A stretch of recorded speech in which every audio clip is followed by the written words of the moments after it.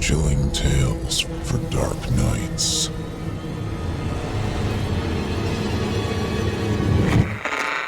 Want to make sure you never miss a Chilling Tales for Dark Nights video again? Be sure to subscribe and hit that bell to turn on notifications. 40 years with the same company. That's a long time.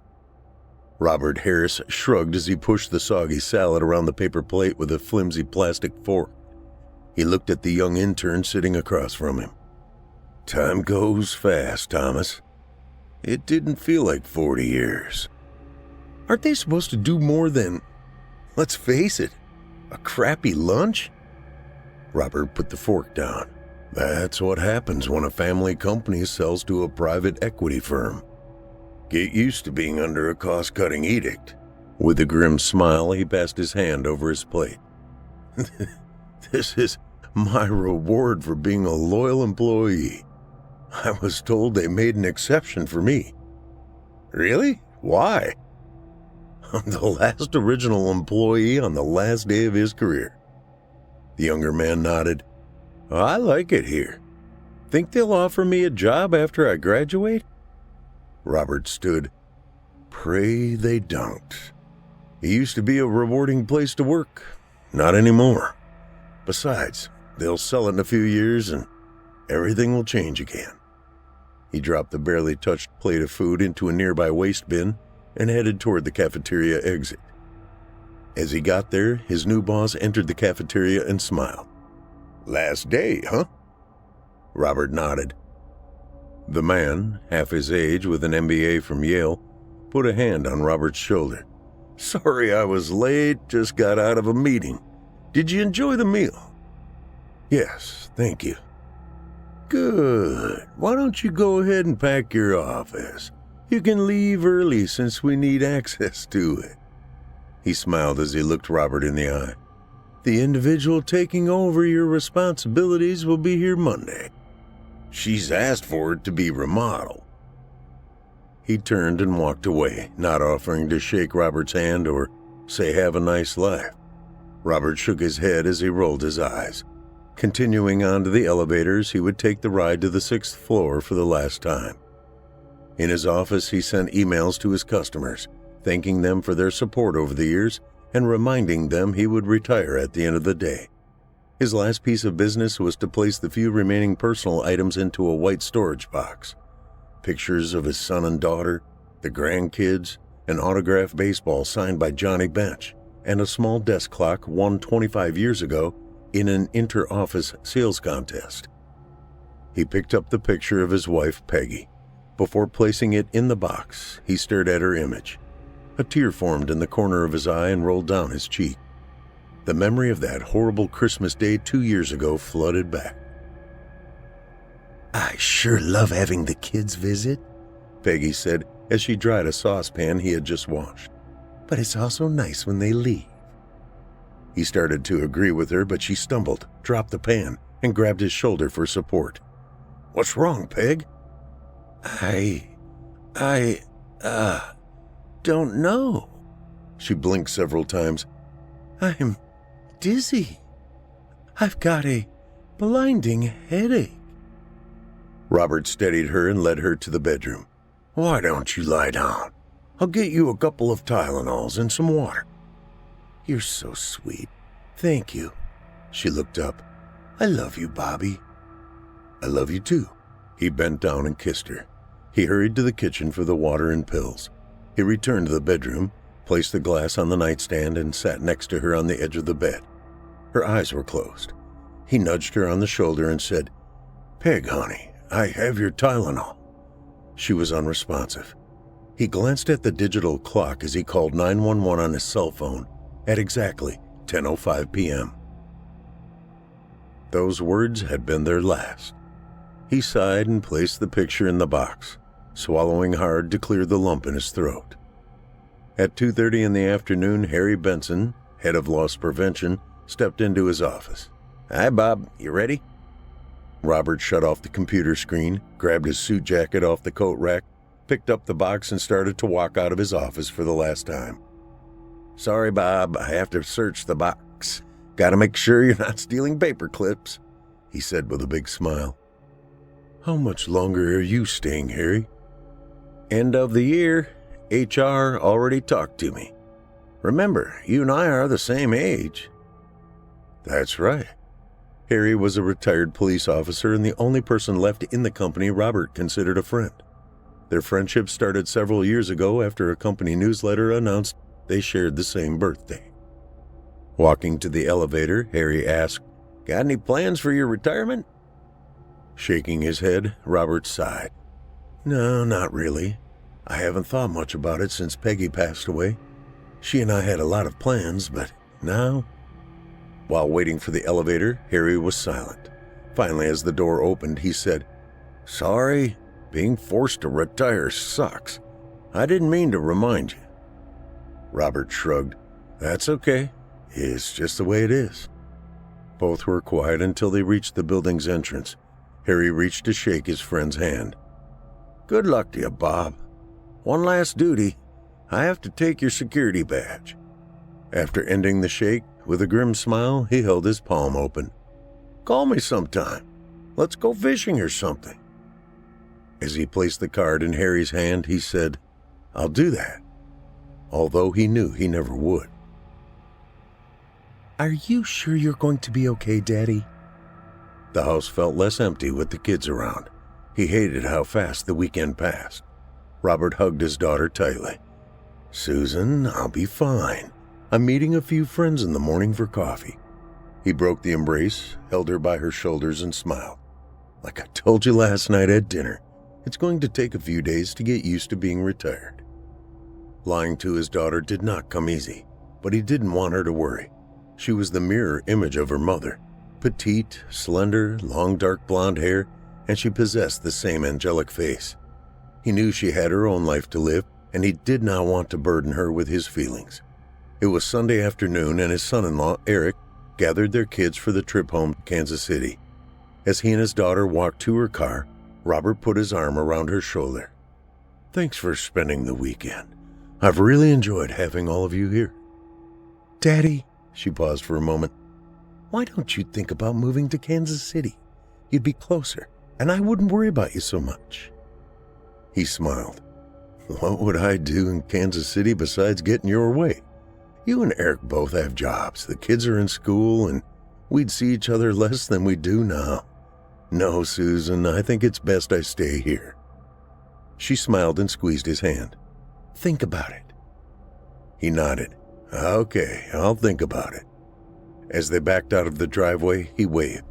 Not quite ready to go back inside the now empty house, Robert decided to take a walk around the neighborhood. Afterward, he would watch 60 Minutes. An infomercial for a glorified crockpot woke him at 2:13 a.m.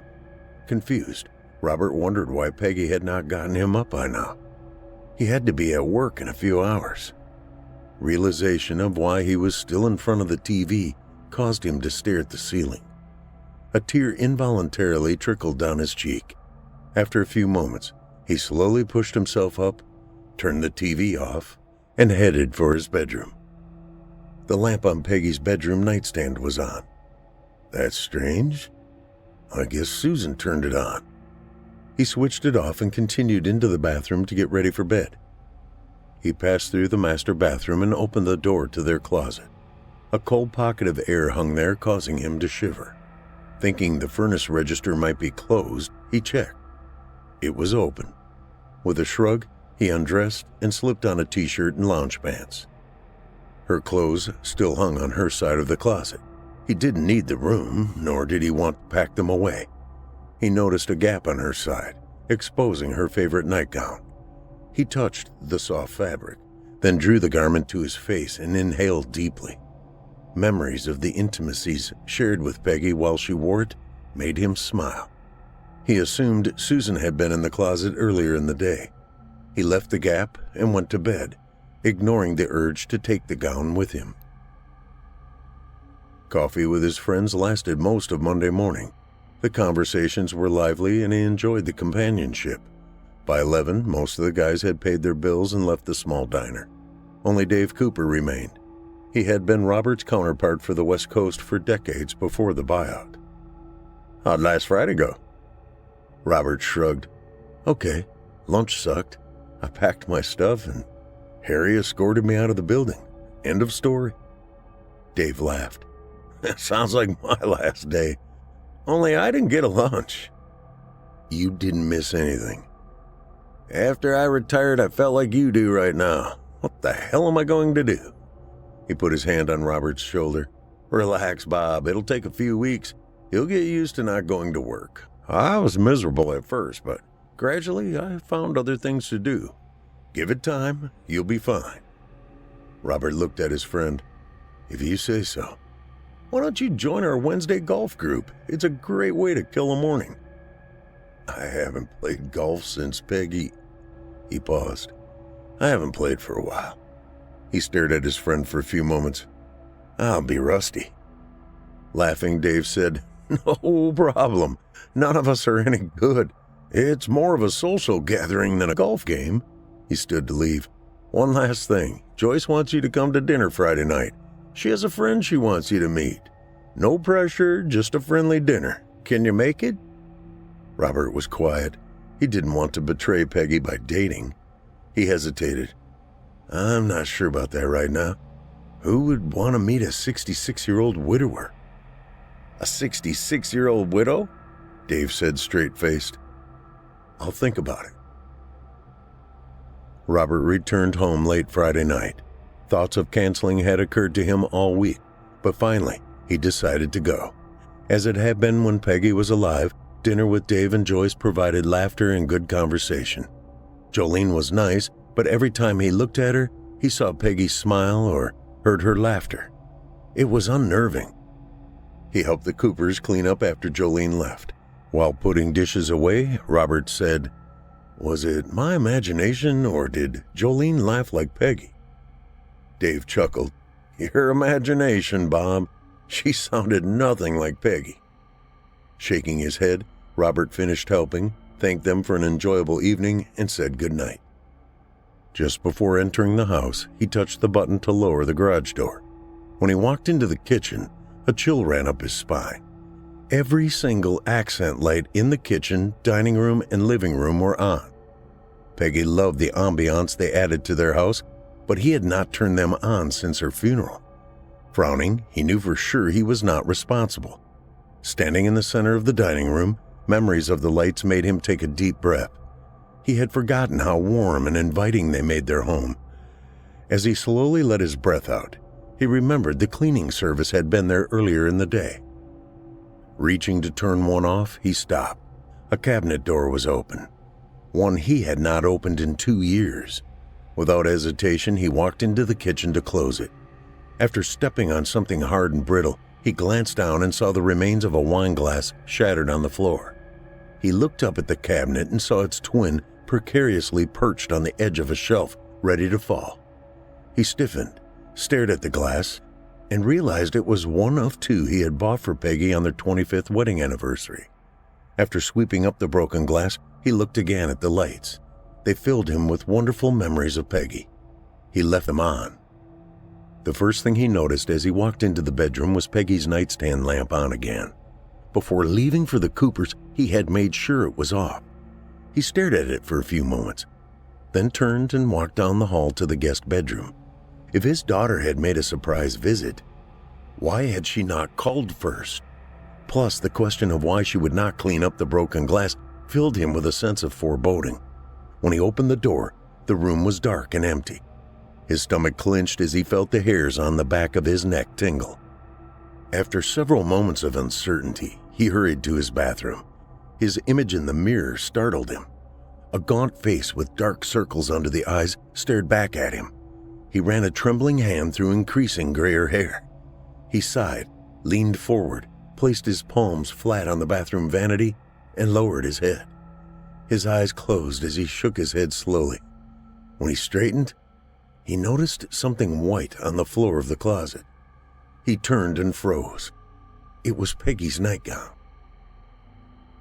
Sleep eluded him the rest of the night. Each time the furnace kicked on or a car drove by, he woke up. Afterward, it would take forever to get back to sleep.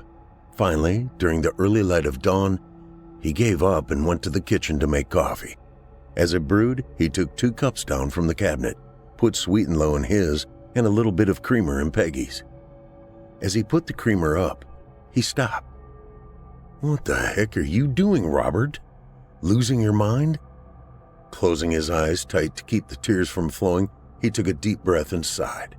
Finally, he emptied the cup with creamer, rinsed it, and placed it back in the cabinet.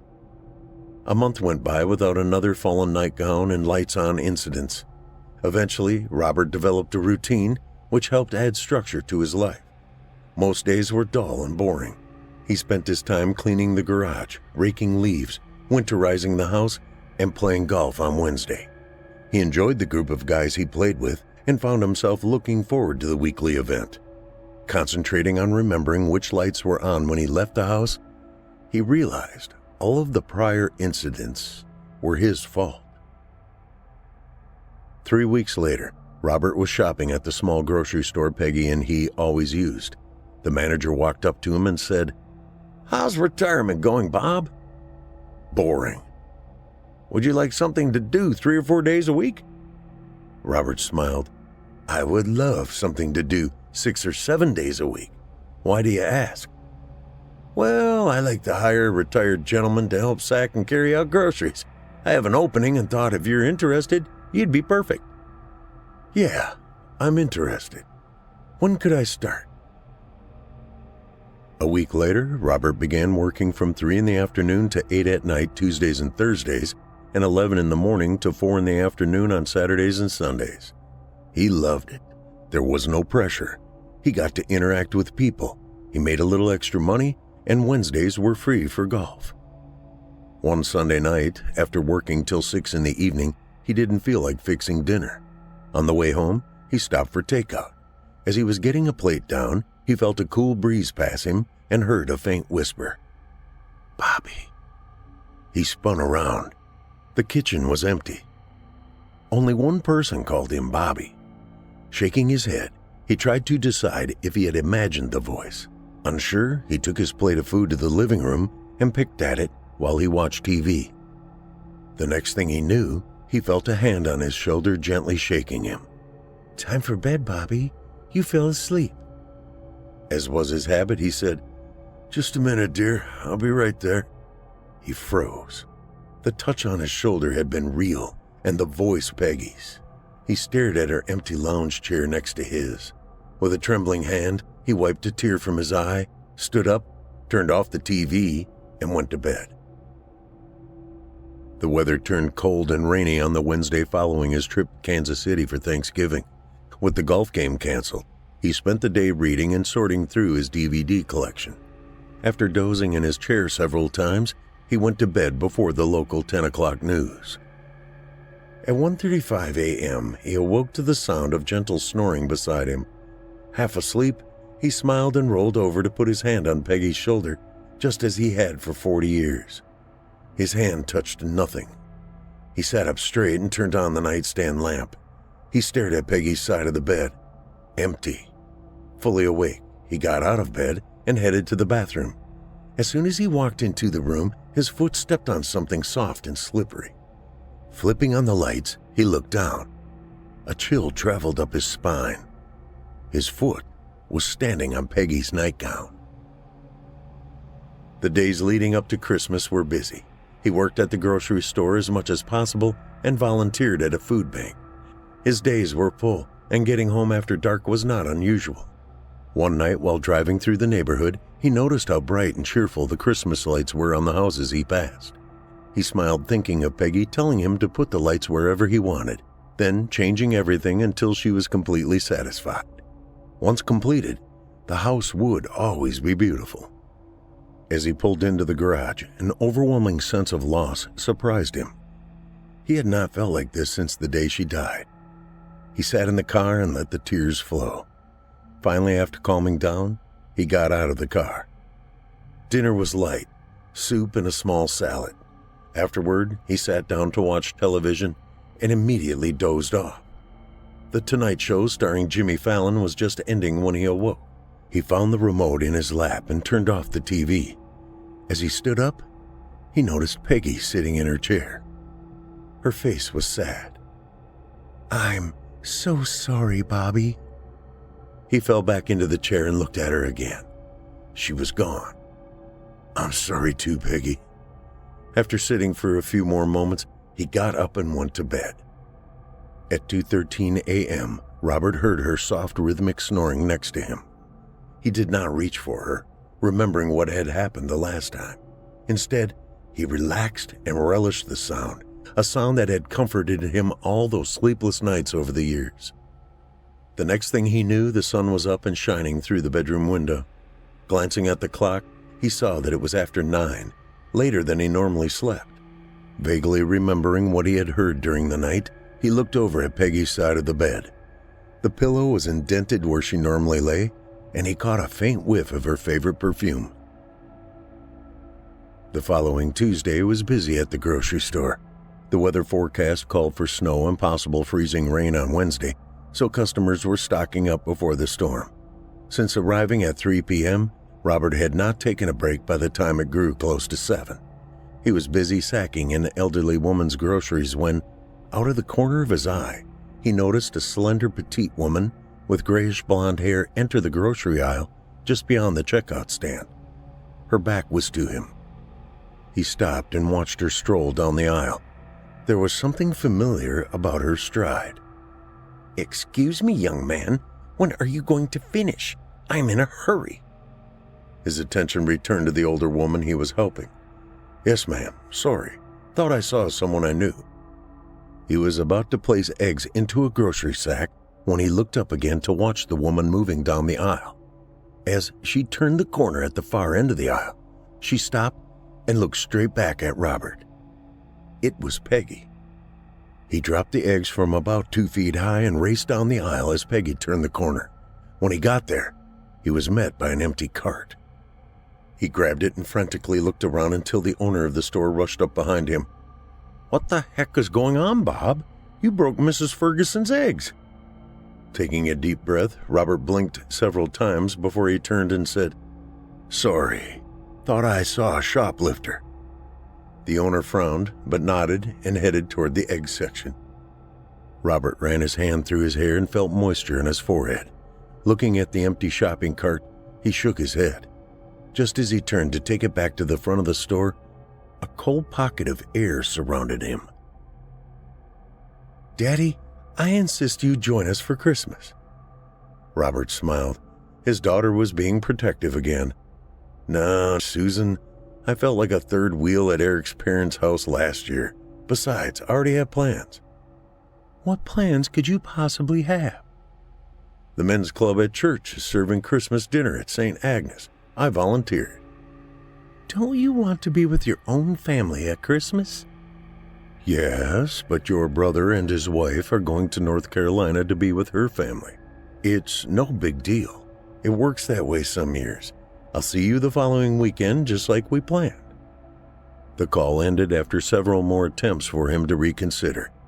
He learned about his children's plans for Christmas during the Thanksgiving holidays.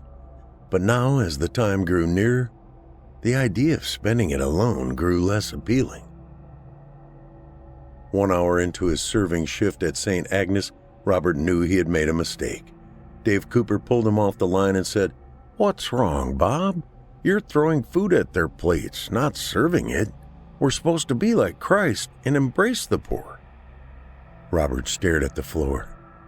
"I don't know. I can't help it. I see myself in those men.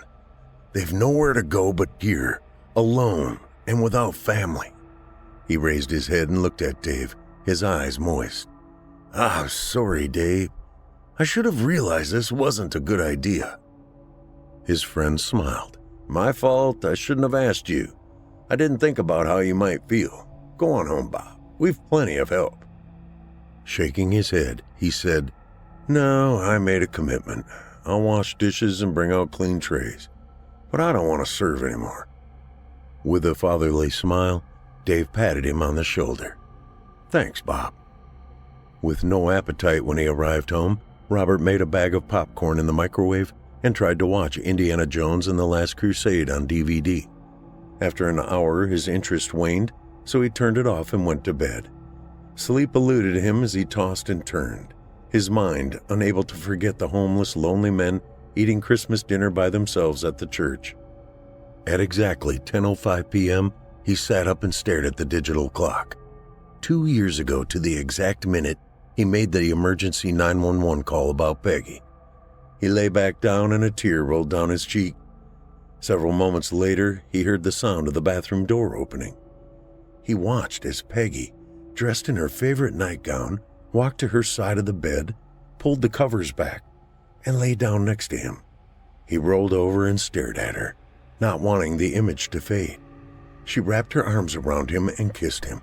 He returned the embrace and hugged her tightly. She kissed him again and said, "Merry Christmas, Bobby.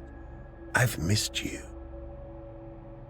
Susan's sense of panic began to grow, having not heard from her father for 2 days. Calls to his cell phone went unanswered, likewise text messages and emails. Finally, she insisted Erik drive them the 3 hours to her father's house to check on him. Afraid of what she would find, she called the local police department and asked for an officer to meet her at the house. When they arrived, the officer took her key and opened the locked front door. He returned several minutes later, talking into his shoulder radio, requesting an ambulance. He turned to her. "It appears your dad passed away in his sleep." As tears welled in her eyes, Susan rushed into the house. She found her father in bed with the covers pulled back. He was on his side, his eyes closed and a peaceful smile on his face, one she had not seen for 2 years. Then she noticed her mother's nightgown. Her hands covered her mouth as she started to sob. The nightgown appeared to be hugging her father. Bethany Briggs sped down Highway 145. Her hands were shaking, and although the air conditioner in her '96 Honda Civic was working fan-fucking-tastically and was blowing its ass off, it wasn't doing jack shit to stop her from sweating. At this point, the only thing that would fix her problem was something to tie off with and a syringe. She didn't care if it was dirty. As long as it removed the body aches, it was going right into a vein to be greeted with a praise Jesus hallelujah.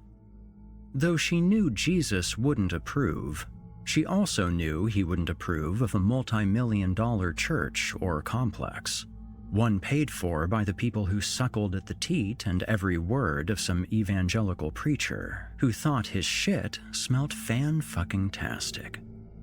Would Jesus even go to such a place? No. He would be where she was headed. He would be amongst the poor, broken, and sick.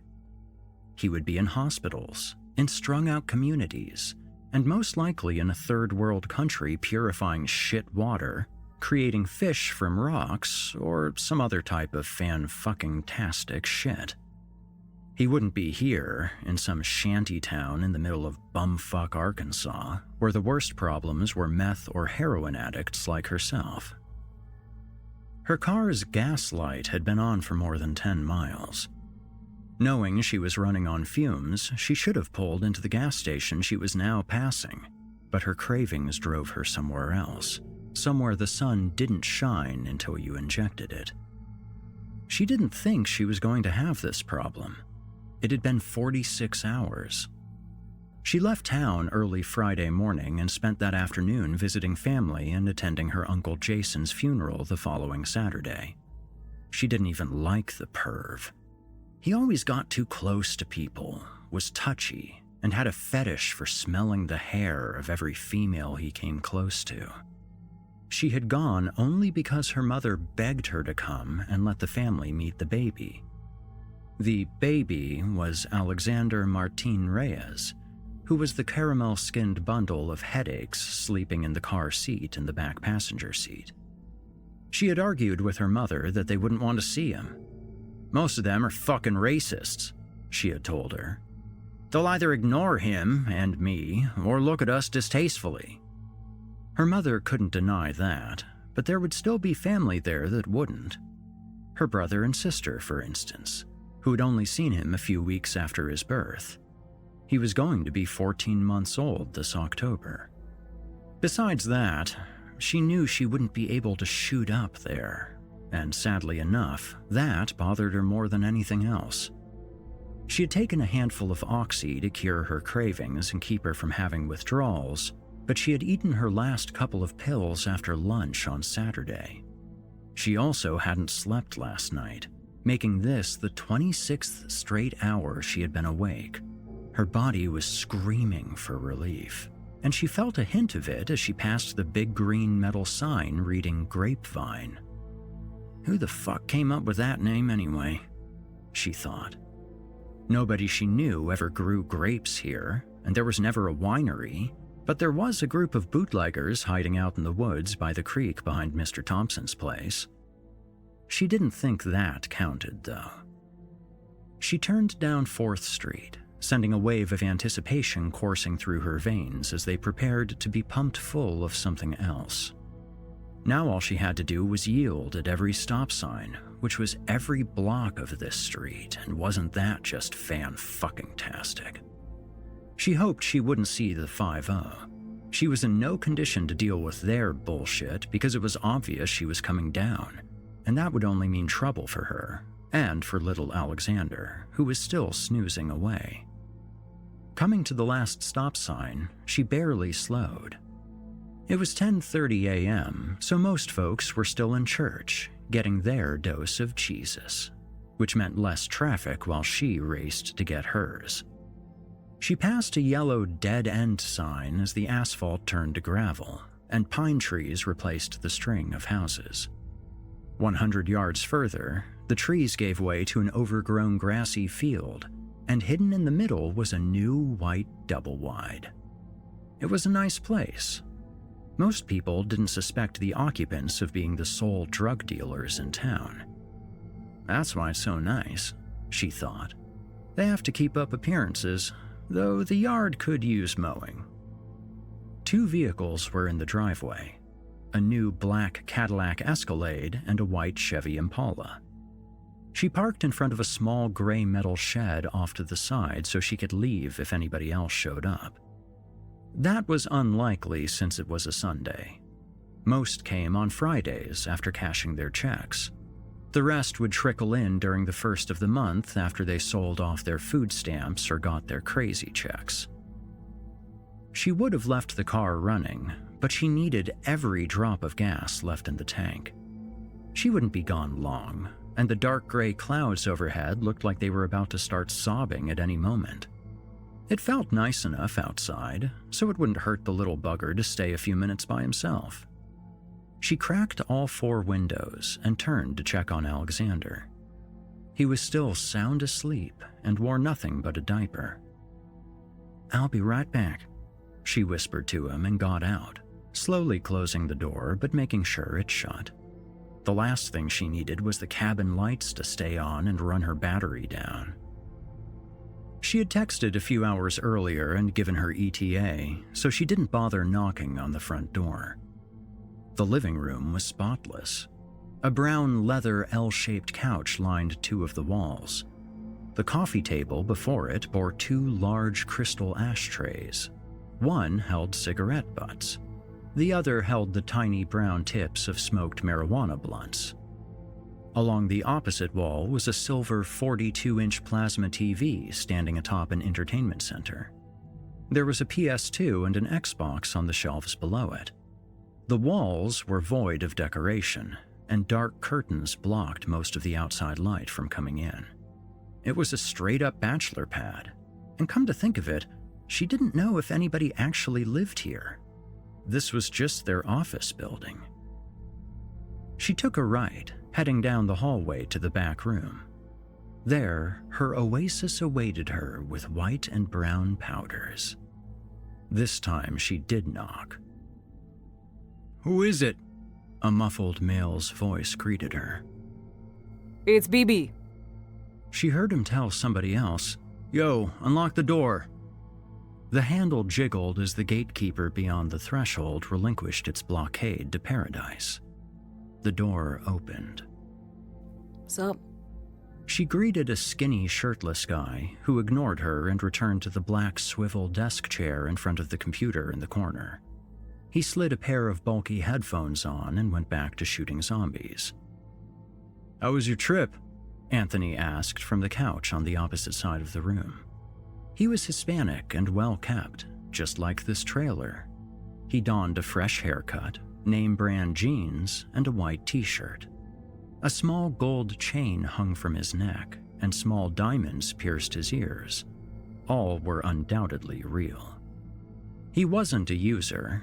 He smoked a little pot once in a while, but that was it. He firmly believed in don't get high on your own supply and don't mix business with pleasure. If she had to guess, he was pretty professional for a small-town drug dealer.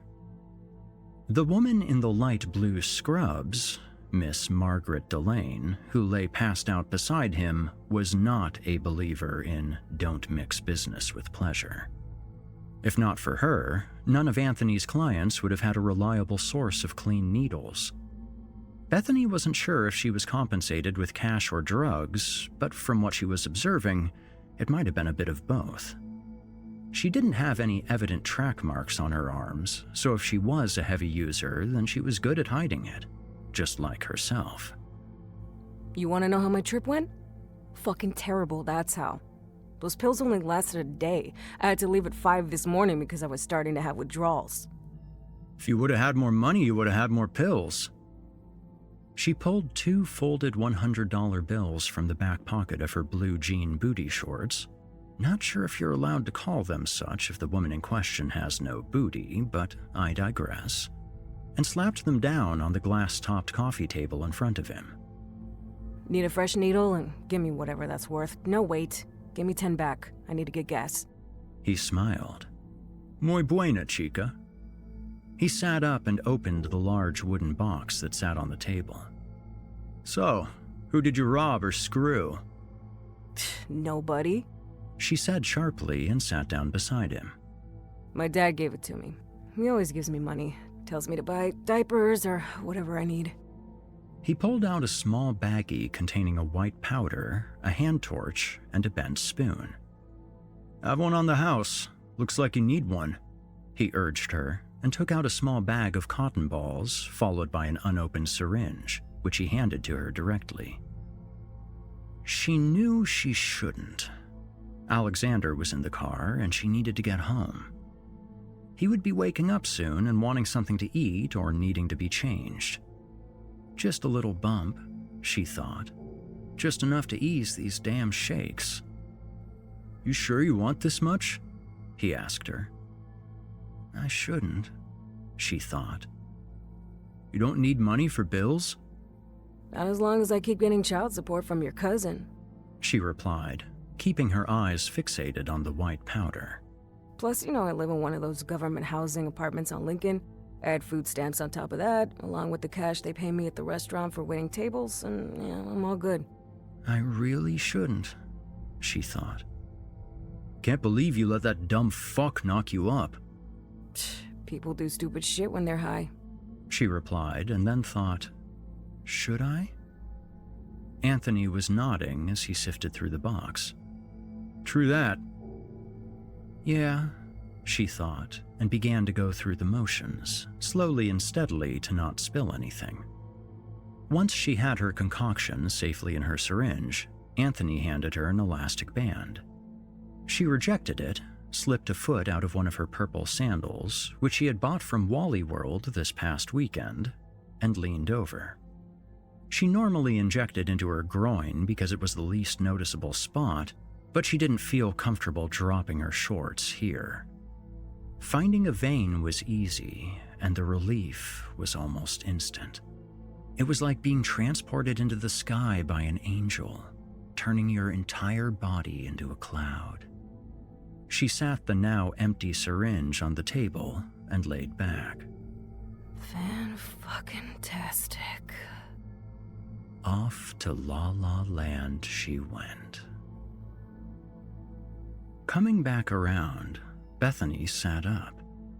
The bag of Euphoria she ordered sat on the table next to the syringe she had used and a $20 bill. Anthony was gone, along with the wooden box.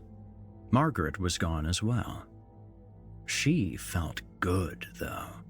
Actually, she felt fan-fucking-tastic. Praise Jesus. Hallelujah. Amen, sister. She could hear two guys shouting from the living room. One was yelling, "Run, you son of a bitch, run!" The other yelled in defiance, "No, no, no, no!" She gathered her stuff and headed out. Anthony and the skinny pale guy were on the couch playing Madden. She gave them a slight wave as she quickly headed out the door. The brightness of the sun made her flinch. Where the fuck did all the clouds go? She thought. It feels like 100 fucking degrees out here. The white Impala was gone. She hadn't been in there that long, had she? She hurried to the back passenger door of her car. She had a bad feeling. Alexander wasn't crying. Maybe he was still asleep. She silently prayed to baby Jesus, teen Jesus, and adult Jesus that he was. Looking through the window, she saw no sweat on him. Maybe because she wasn't gone that long after all. But he did look lighter than usual. That's because it's so bright, she told herself. She opened the door and a wave of heat met her face. Turning his face towards her, she promptly stepped back and slammed the door closed. He had dead eyes. She began biting her nails and tapping her other hand against her thigh. She stared into the milky eyes as they stared back at her. This was not good. This was not fan-fucking-tastic. What had she done? But more importantly to her, what would she do now? She couldn't call the police, at least not out here. If she did, she would never be able to feed her hunger again, and she was damned if she was about to go through withdrawals again so soon. Fuck that. She could leave and go home and say she forgot about him. Then again, she thought that wouldn't work either. The cops would start asking questions, find out she was a junkie, and charge her with neglect and probably murder. She'd go to jail. She wouldn't have any way to feed her hunger that way, so withdrawals it would be. No, fuck that. But what if somebody took him? Stole him? Yeah, that could work. I don't know what happened, officer, she said to herself. He was there one moment and the next he was gone. I was asleep when somebody broke in and took him. But where's there? Come on, Bethany, get your shit together. Where could this have happened? It would need to be somewhere local, but there isn't shit around here. It could happen at the house. I would just have to open a window. There are no cameras around any of the apartments. So, yeah, this could work. But what the hell do I do with you? Bethany didn't know that detail yet, but she knew she needed to get out of there before one of them came out to see her looking like this. Getting in the car, she stuffed the drugs and syringe into her white faux leather purse sitting in the passenger seat, then turned the key she had left in the ignition. The radio showed 3:30. Hot air blew from the air vents. She rolled down all the windows, releasing the heat from the oven and the stench of Alexander's soiled diaper. What the fuck am I going to do with you? She thought. Coming to the end of the driveway, she stared at the back of the diamond-shaped dead-end sign. The road department worker who had erected the sign would never know just how right they were. What to do with you? She thought. The air was blowing cool now. Rolling up the windows, she put it in park and hid in the shade of the pine trees that rose above her. She had to figure out something before she left this place.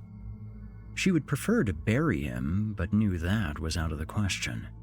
She didn't have a shovel and wasn't going to go buy one or ask anybody for one. How would that look? Get a shovel and the next day my baby comes up missing? Fuck that. She had to dump him, but where? Dumpster, woods, river? Dumpster. But in broad daylight? Couldn't be the river. There'd be too many people enjoying their last day of freedom. She smacked the palm of her hand into her forehead. Why did she think she had to dump him right away? It would be better to do it at night anyway. Then she could put him in the river, just like baby Moses. It would be suspicious if she came home and somebody saw her without him in the first place. If she did it between 2 and 4 in the morning, then most people would be asleep and none the wiser. That would work, she thought. Turning onto Lincoln Street, she drove past a man who was cheerfully walking down the sidewalk while wearing a green and orange suit. He went unnoticed. She focused more on the neighborhood kids, playing in water sprinklers and inflatable kiddie pools. Too bad Alex would never be able to experience such enjoyments. Their mothers, who were all wearing bikinis, were laid out on lawn chairs. Their tanning lotion-coated skin shined.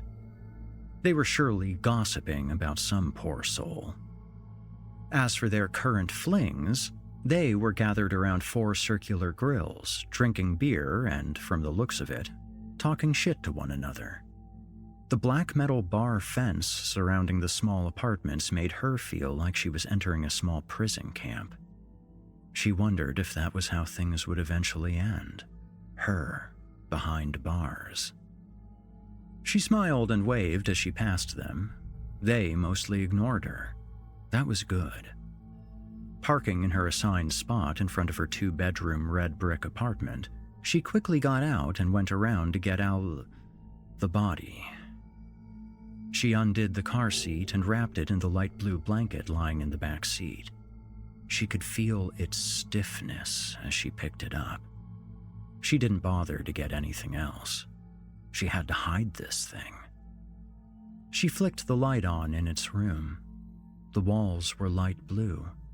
A white wooden crib was to one side, and a white dresser/changing table was opposite. She sat it in its crib before going to the window and opening it. She didn't want the corpse stinking up her apartment and wouldn't change its diaper. She finished cleaning up after it. Thankfully, the window had a bug screen, because the last thing she wanted was a bunch of flies invading the room. It would have just been another mess she would have to clean up.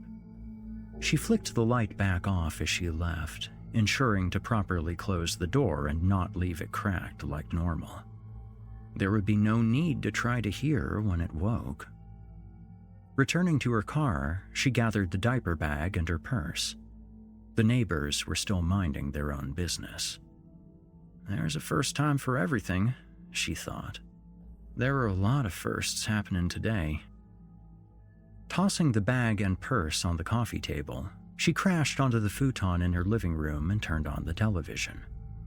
She laid on her back, looking up at the white drywall ceiling tiles and listening as a used car dealer gave his pitch. No credit? No problem. Come on down to Shelby's Motors, and with a few $100 down, I'll have you driving off with your new car, truck, or SUV today, and that is a guarantee. Nothing is guaranteed, she thought. One would have guaranteed that any mother would cry if her child had died, but she hadn't, nor did she want to. Sadly enough, she felt more relieved than anything. It was a burden lifted off her chest. She was free. Free at last. Fan-fucking-tastic. She sat up and went into her purse to find her fix. A tall, slender, blonde-haired demon wearing a green suit with orange pinstripes walked into a Little Rock abortion clinic. The appearance of the young, spiky, blue-haired woman behind the reception desk freaked him out a little. Both of her eyebrows were pierced, a nostril, and multiple places on both her ears and each side of her bottom lip.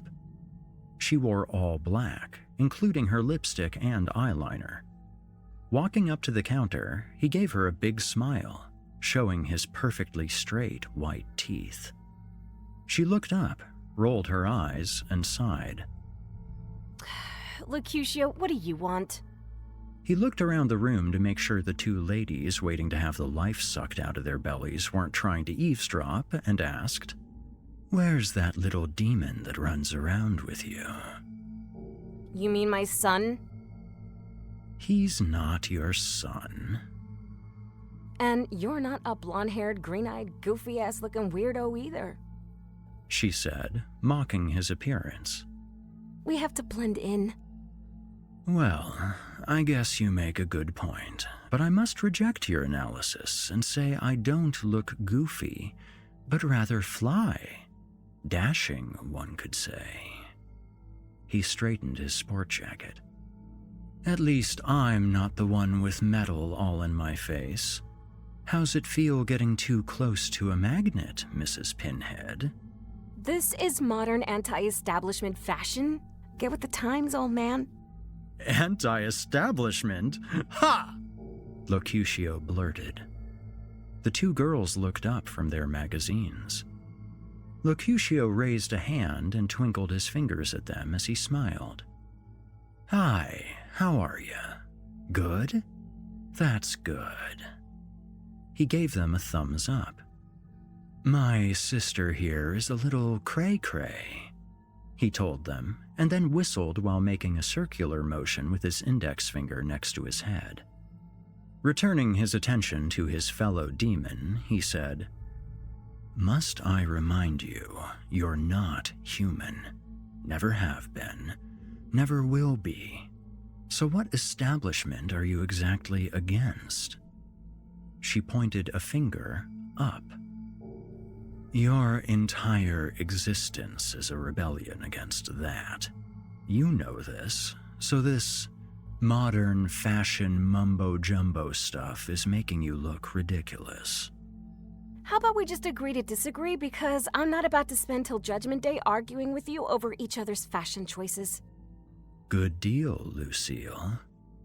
Now, where is that little thing? She turned her head and called out, Billy, your uncle's here to take you to your appointment! Then said to Lucutio, Just take it and leave before you get on my nerves even more. Tiny footsteps began paddling down the hall behind Lucille. A moment later, a male toddler wearing a black John Deere shirt and jeans appeared running down the hall. Unk! Unk! Unk!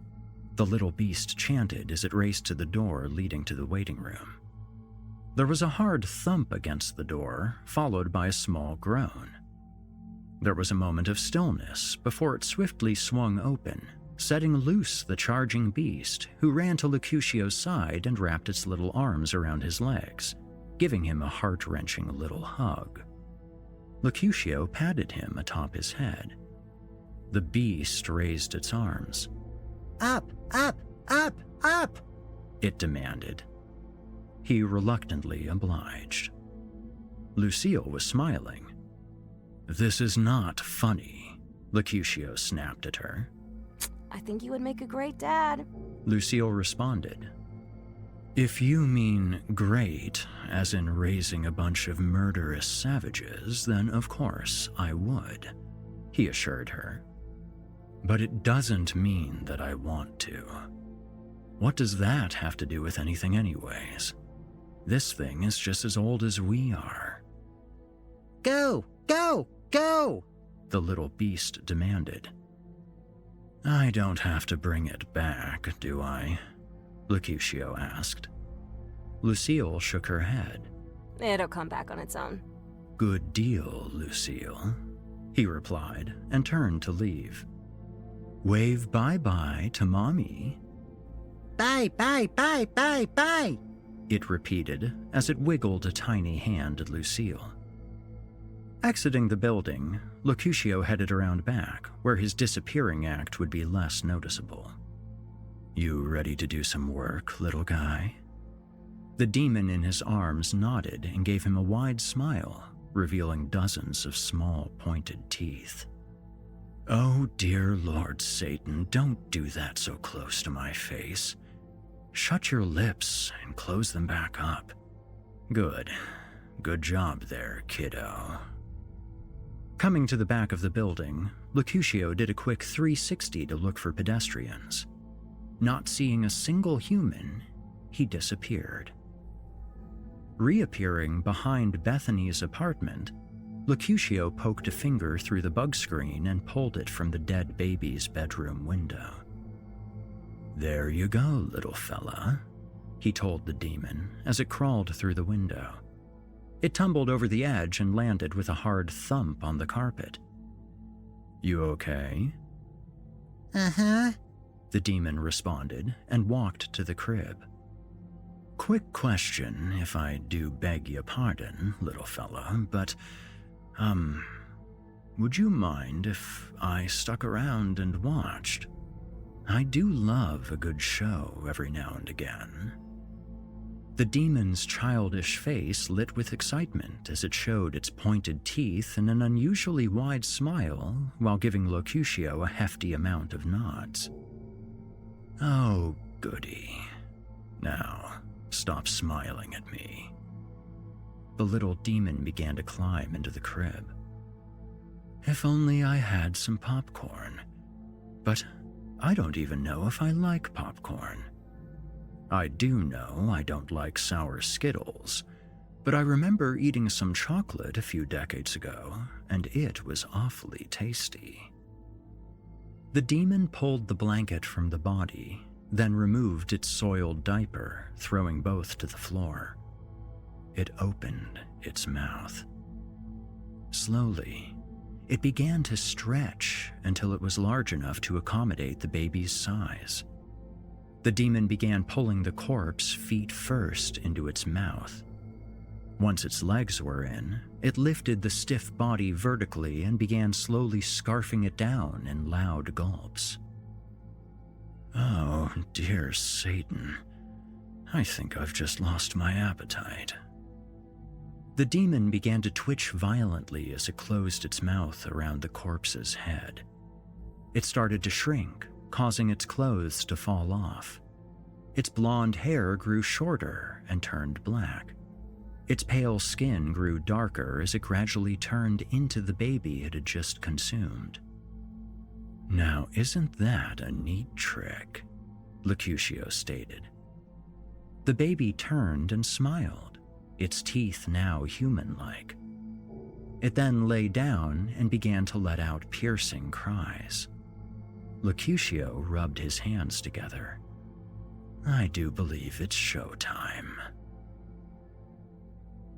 30 minutes later. Mercutio stood with his head lying on his arms, which were folded on the windowsill. "I thought you were good at this," he questioned. The demon ceased screaming, stood, and flipped him the bird with both of its tiny hands. Jumping through the window, Mercutio told it, "I'm going to see what's going on." The baby demon raised its arms. "Oh, dear Satan," Mercutio exclaimed and picked up the naked demon.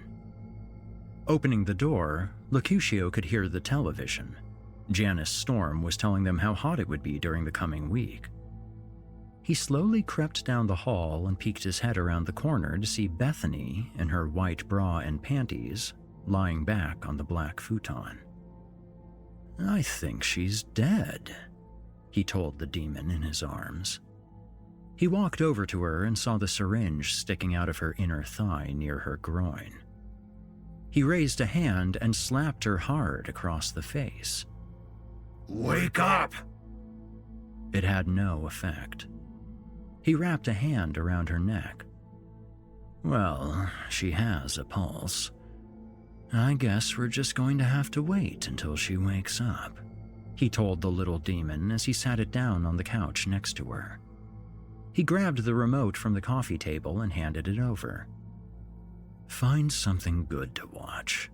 I'm going to see if she has any popcorn." Bethany slowly began to come around. Ignoring what she thought was a person running from the room and chalking it up to a dope-induced hallucination, She sat up and pricked the syringe from her groin. It was now dark outside.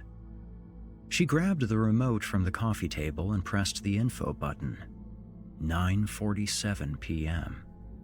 The TV was on channel 122, and Fred Krueger was giving someone their final nightmare.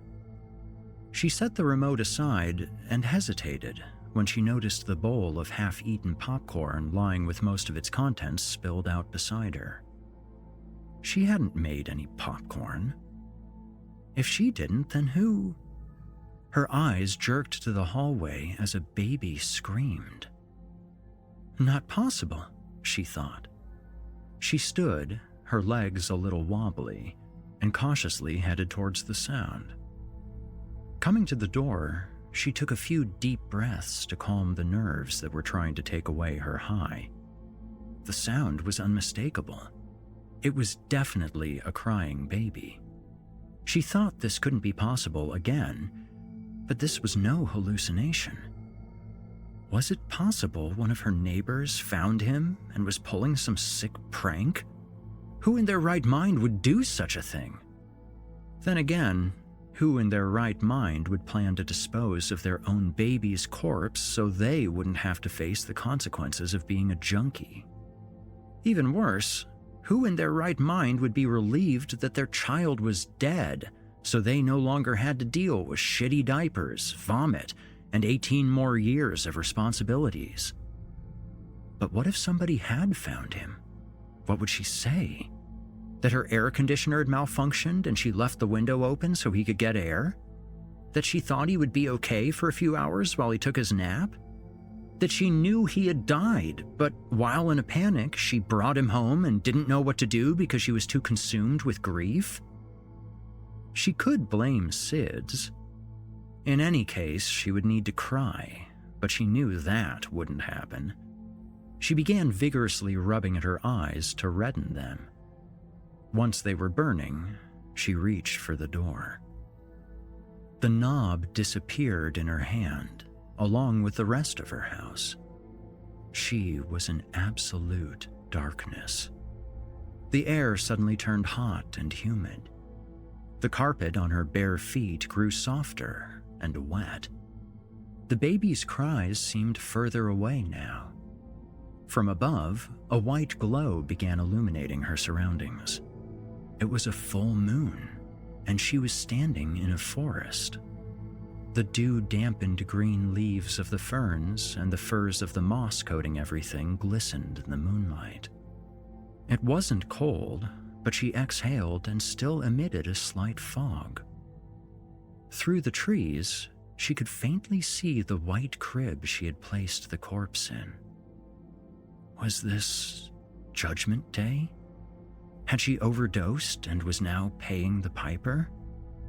God, please forgive me for all my sins, she thought repeatedly as she made her way through the brush.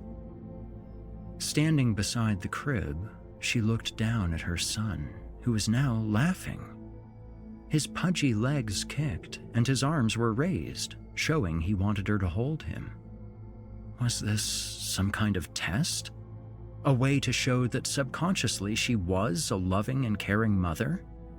Was this supposed to trigger some kind of heartwarming response from her? She wanted to feel that so bad, but was feeling the exact opposite. She had been free, and now all she could feel were the shackles of motherhood being clamped back around her ankles and wrists. That was not going to happen. She thought the last time had been an accident, but this time, it was just going to be murder. She picked him up and gave him a goodbye embrace.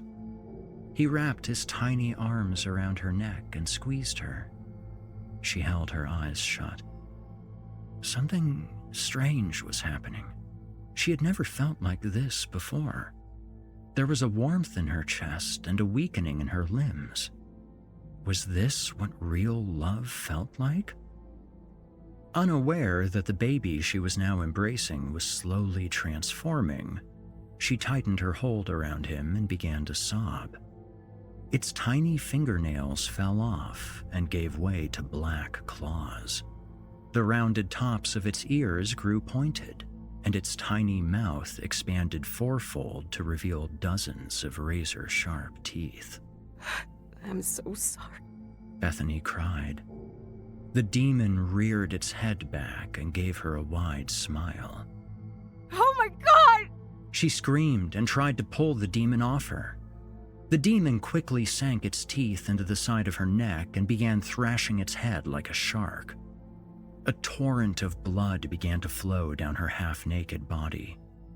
She let out one last scream before the demon swallowed what flesh he had and then chomped down on her windpipe, leaving her gurgling as blood filled her lungs. She fell to her knees as crimson flowed over her breasts. The next chomp severed her spinal cord and soul, causing her to topple over. The final bite took what little flesh held her head to her torso. Lucutio, who had been peering around one of the trees, stepped out and began applauding. "Bravo! Bravo!" he cheered. The demon stood, fully covered in blood, bowed, and then picked up his prize by its hair and held it high as it smiled in triumph. "Now, stop smiling," Lucutio told it. "You're giving me the creeps."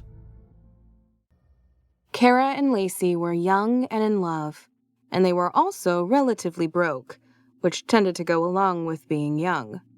But their 1-year anniversary was coming up, and both of them wanted to do something special to recognize a year of being together. "Let's start a garden," suggested Lacey. I thought we wanted to celebrate, not punish ourselves with hard labor. Kara complained. Let's go on vacation. We can't afford a vacation. We can't afford a garden either. You need tools, gloves, seeds, special dirt. I think the regular dirt we have will do fine. Giant unflattering hats, gallons of sunscreen, twee little woven baskets to put the produce in. Okay, enough, laughed Lacey, throwing up her hands. We'll take a vacation, but I'm starting a garden when I get back, and I hope you'll help. Unflattering hats, here I come, said Kara, already pulling up weekend getaway ideas on her phone.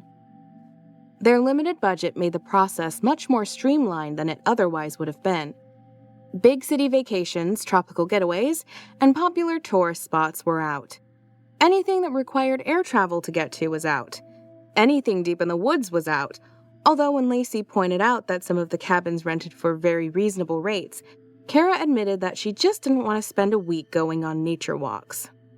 If we go somewhere and then just sit around on our phones like we do here, we might as well not go anywhere at all, Lacey said.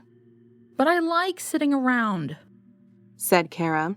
Tell you what, how about a beach rental as a compromise? How is that a compromise? Asked Lacey. Beaches are all about just sitting around. Yes, but we can do it outside, like you want, Kara replied. See? Compromise. Lacey huffed, and Kara continued.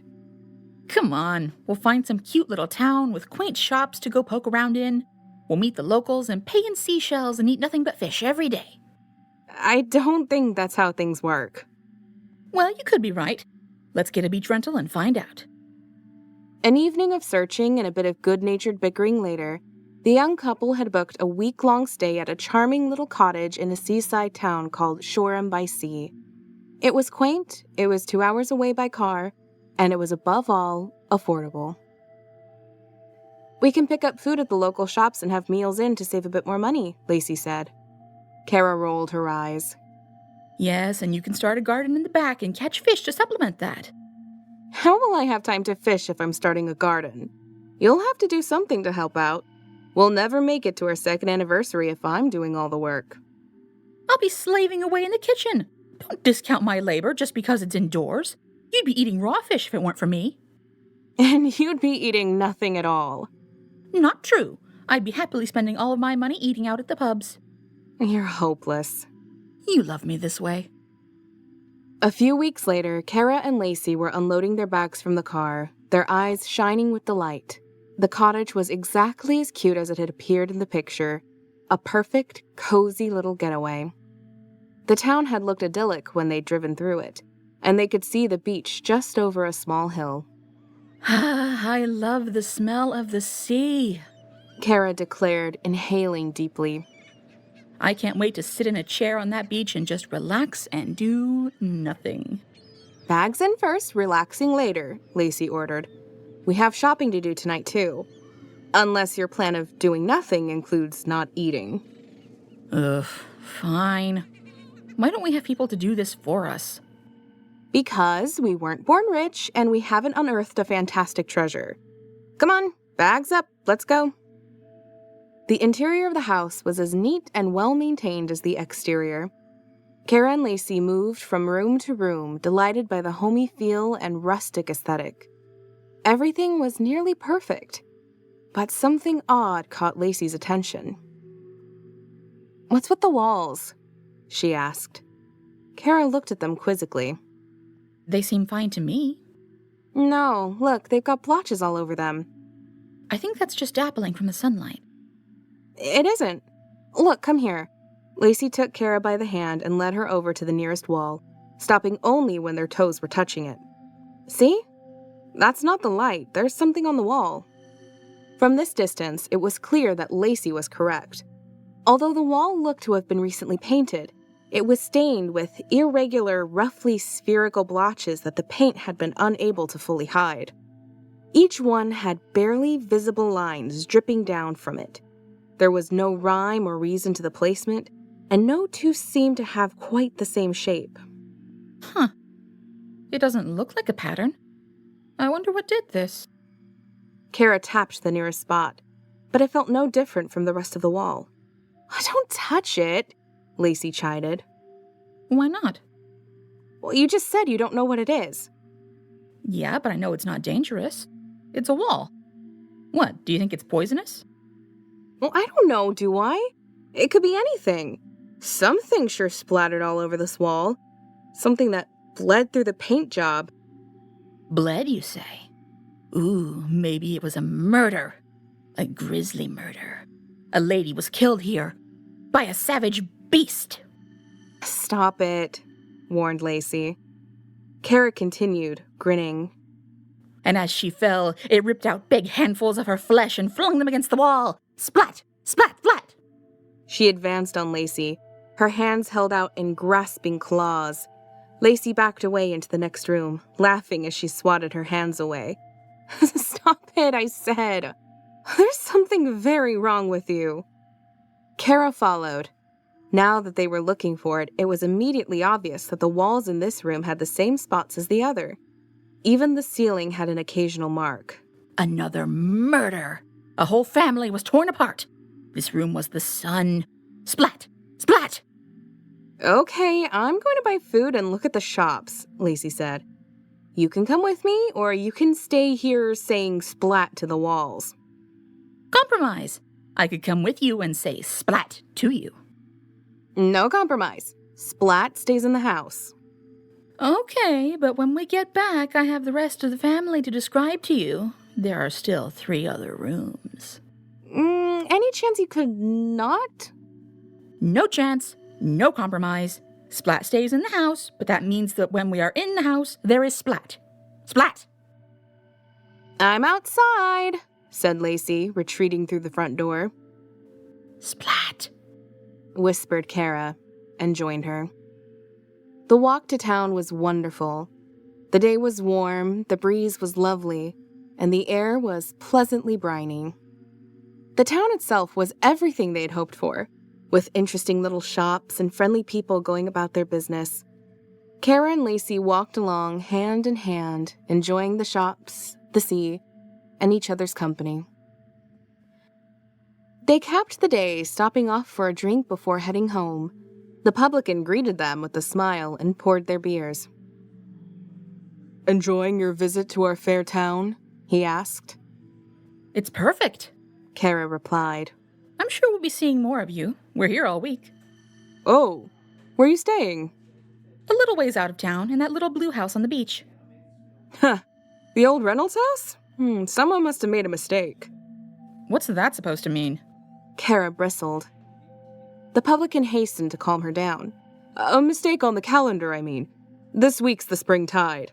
Usually they leave the house empty, just in case Reynolds comes back. His ghost, I mean. He laughed. Superstition, of course. And I'm sure you'll have a lovely weekend. All the same, if he does show, I'd recommend leaving the property to him. Not a fan of old Reynolds, I gather. Kara asked. Oh, he was a terror to us when I was a boy. Constantly screaming at us to get off his property, threatening us with his cane. Complained to our parents any chance he got for all the good it did him. Ketchup didn't have too many friends in this town. Ketchup? Kara asked. His name was Ketchup? Well, probably not, but I never knew the right of it. It was Mr. Reynolds when any adult was listening, and Ketchup when they weren't. Why did you call him Ketchup? Lacey chimed in. The publican smiled, reminiscing. Reynolds had a woman. Madge, her name was. He must have been twice her age, and unpleasant as a cornered bear. But he was rich, and I suppose that was enough for her. I imagine they must have gotten along sometimes, but there were certainly plenty of times that they didn't. And when they didn't, she'd throw tomatoes. Tomatoes? Oh, absolutely. She'd pelt him with them. Old Reynolds loved to be neat and tidy. He liked everything in its place. There's not much less tidy than an overly ripe tomato exploding all over a wall. Juice dripping down, tiny seeds everywhere, pulp ruining the paint. And the walls weren't the half of it. She'd hit him directly. That was why Ketchup was so often yelling at us to get off his property. We'd sneak up there on laundry days to see his shirts all hung out on the line, splattered with faint pink stains where the bleach couldn't get the tomatoes out. Splat, whispered Kara. Lacey nudged her with her foot. So that's why we call him Ketchup, the publican concluded. He shook his head. Tough old fellow. If it hadn't been for what happened, I wouldn't be surprised if he'd still be here today. What happened? Did Madge get him with a tomato? He favored Kara with a broad grin. It was Madge, all right, but not with any tomato. She got him in the heart. They must have had a fight one day that couldn't be resolved with vegetables, and she left him. Stayed gone for weeks while he ordered her to come back. When finally he saw that wasn't going to work, he asked her please, and finally she relented and agreed to come back to talk. Only the more Ketchup thought about it, the madder he got that she'd made him beg for something that should have been rightfully his. He needed a plan to put her in her place, and so he came up with a good one. He wrote her a note, a real spiteful one, saying how he couldn't live with her, and was going down to the pier to drown himself at high tide. He timed it so she'd be getting there right as he was heading into the water. He couldn't wait to see her running down the beach after him, looking a fool as she plunged into the water fully clothed to beg him to come back to shore. Then she'd see who was important to who. Then she'd understand her place. So what happened? Kara asked. Did she not make it in time? Well, the currents around here can get a little tricky. Old Ketchup took a nice slow walk out so Madge could catch him, but when she wasn't there right when he expected, he just kept on going, a step at a time. By the time he thought to turn back, the current had him. Folks on the beach saw him shout and wave, and a few rushed out to help, but he was swept away before they could get to him, and the next anyone saw of him was when his body washed up. And as for Madge, well, she never turned up at all that day. So I guess she knew better than Reynolds what her place was after all. Kara let out a long breath. Quite a story. Oh, if you like, you'll love this one. The publican leaned in, lowering his voice. Ketchup was rich, as I said, but after he died, no one could ever find his money. They searched that house high and low, but not a cent of it ever turned up. Could be it's still somewhere in that house. They even say that sometimes the spring tide carries in old Reynolds' ghosts. That's why I was surprised to hear they let you two stay there this week. He's been seen in the old house on a full moon, walking the halls again, counting his fortune. What do you think, Lacey? Kara asked, eyes gleaming. Think he'll lead us to it? can't say as how I'd recommend following him, cautioned the publican. Old Ketchup never let go of a penny he didn't have to, and I can't imagine death has eased him any. If we see a ghost, I promise you, we'll head right out the front door, said Lacey. Right, Kara? Oh, yeah, sure. But Kara's eyes still glinted with thoughts of gold. The rest of the week went by in a happy blur of walking on the beach, exploring the town, and just generally letting the days fill up with nothing in particular. It was relaxing, sedentary, and uneventful. On their last night in the house, the night of the spring tide and the full moon, Kara was awakened in the early hours by an urgent whisper from Lacey. "Someone's in the house!" Kara's eyes flew open. She immediately saw what had caught Lacey's attention.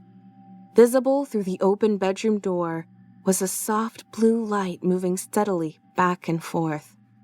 It looked like a person pacing. It was definitely coming inside the house.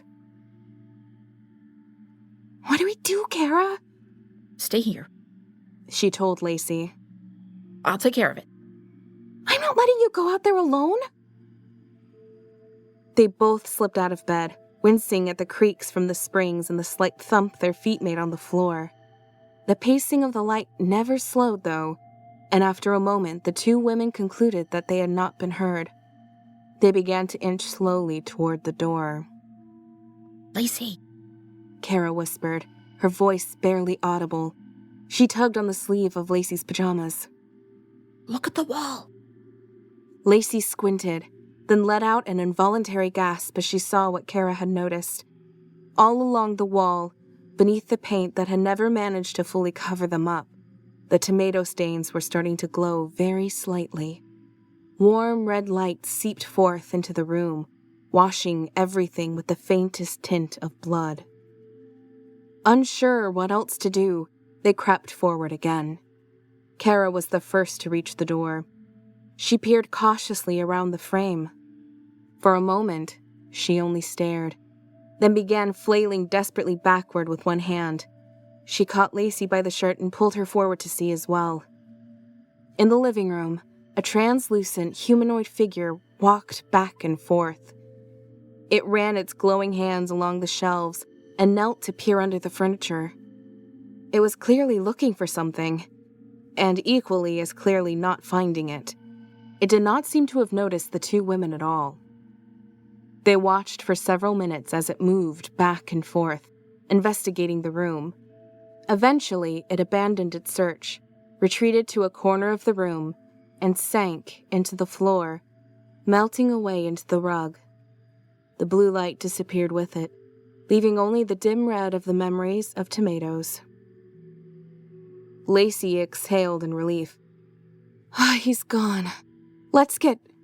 She took Kara's hand, intending to pull her to the front door, but Kara tugged away and instead crossed to where the ghost had vanished. She flipped up the corner of the rug to reveal a wooden hatch with a large metal ring set into it. Seizing the ring, she began to pull. "What are you doing?" Lacey whispered harshly. "We have to get out of here." No way. Kara whispered back. The hatch creaked upward. Blue light spilled out from the space below. I'm going after the treasure. "Are you crazy?" Kara gave no answer, her attention fixed on trying to open the hatch quietly. Despite her efforts, it hit the floor with a dull, reverberating boom. The light below did not waver, however. The specter appeared totally unaware of their presence. Come on. She hissed, slipping down the wooden stairs beneath the hatch. Lacey hesitated, eyeing the front door sadly. If anything happened to Kara, though, she knew she'd never forgive herself. Reluctantly, she followed Kara down the wooden steps. The air in the basement smelled somehow more of brine than the upstairs had. The floor was hard-packed earth. The walls were white plaster, marred with the ever-present residue of tomatoes. These stains had never been painted over at all, and they glowed fiercely enough to light the entire basement. Mixed with the blue light shining from the specter, it cast everything in bruised, purplish tones. The spirit was already halfway across the basement, moving toward a shelf stacked high with metal cans and glass jars. It stepped through the middle of it, and for a moment its light was visible, shining through the preserves until it winked out again. The women were left with only the ominous red glow from the walls to see by. "Let me at least go get a light," said Lacey. There's no time. We've got to follow him. Help me move this shelf. Against her better judgment, Lacey followed Kara deeper into the basement. The shelf was heavy and disinclined to move from its spot on the floor, but after a lot of grunting and shoving, they managed to move one corner a few feet away from the wall. Behind it was a tiny alcove, about 3 feet on a side. Inside that was nothing whatsoever. There has to be something. Kara said, disappointed. She rapped on the walls, but each sounded solid. What was the point of... Ah! The floor of the alcove had a hollow resonance. Kara motioned for Lacey to help, and together they felt around in the tiny space, eventually figuring out a way to slide the floor free. It was a wooden square cleverly painted to match the earthen floor, and in the hole it left behind, a faint blue light was visible. "You can't possibly," Lacey began, but Kara was already sliding her legs into the hole, her torso disappearing immediately after. "Kara? Kara, can we please just go? I really don't want to be here." There was no answer. Lacey sighed and eased herself gingerly through the narrow gap. She stepped down into cold water. From what little she could see by the distant blue light, she was in some sort of natural stone corridor, a little under 5 feet high. Water covered the floor to about ankle depth. Kara was already splashing along after the light, determined to catch it. Lacey felt she had no choice but to go after her. They rounded a corner together in time to see the spirit turning back toward them. They shrank against the wall, but it passed by without acknowledging them at all. It was heading back toward the entrance to the sub-basement. Quick, before the light's gone, Kara said. I saw it reaching up for something. Help me look. It only took seconds to discover what they sought. A rusted metal box hidden in a small cleft in the rock. Kara had just enough time to see that it was closed with a heavy lock before the last of the light faded from around the corner. "Come on, we have to get back," Lacey said, and at last Kara did not argue. They hurried down the hallway, heads hunched down, hands trailing on the walls. The water was rising with the encroaching tide and was now lapping at their shins, soaking the bottoms of their pajama pants and slowing their steps. Blue and red lights beckoned them from the square set into the ceiling at the end. They hastened toward it, afraid that at any moment the spectral lights would cease and they would be left in the dark. Kara climbed awkwardly up the ladder, using only one arm while the other cradled the box against her body. She wriggled through the small opening and back into the basement, but stopped halfway for no reason Lacey could see. "You okay?" she asked. Kara did not answer. Lacey moved a step forward, preparing to ask again. Kara's foot lashed out behind her, the heel catching Lacey right on the point of the chin. She cried out and fell over, splashing down into the shallow water. She looked up, hurt and confused, to see Kara, now fully out of the sub-basement, staring back down into the hole with a cruel expression and glowing blue eyes. Thanks for retrieving my treasure, Reynolds hissed with Kara's voice. All these years I had no one to pick up the box. But just the same, I don't think I'll be sharing it. Lacey scrambled to regain her feet, but with a laugh, Kara slid the wooden tile back into place, plunging her into darkness.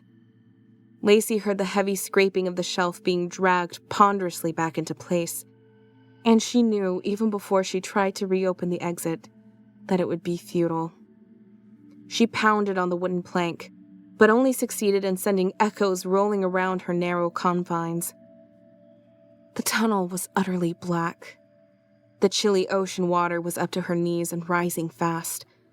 Desperately, Lacey tugged at the panel, trapping her inside, but it refused to give. She wondered how long she had left to live before she drowned. There didn't seem to be much else to do but wait for it to happen. Then something caught her eye. A faint glimmer of red light. From the edge of the panel, leaking down into the tunnel through invisible cracks at the edges, thin lines of luminescent red slowly dripped down. Lacey moved back, stepping down into the cold water. The lines tracked her movement, angling toward her. The water gradually rose past her waist. It showed no signs of stopping.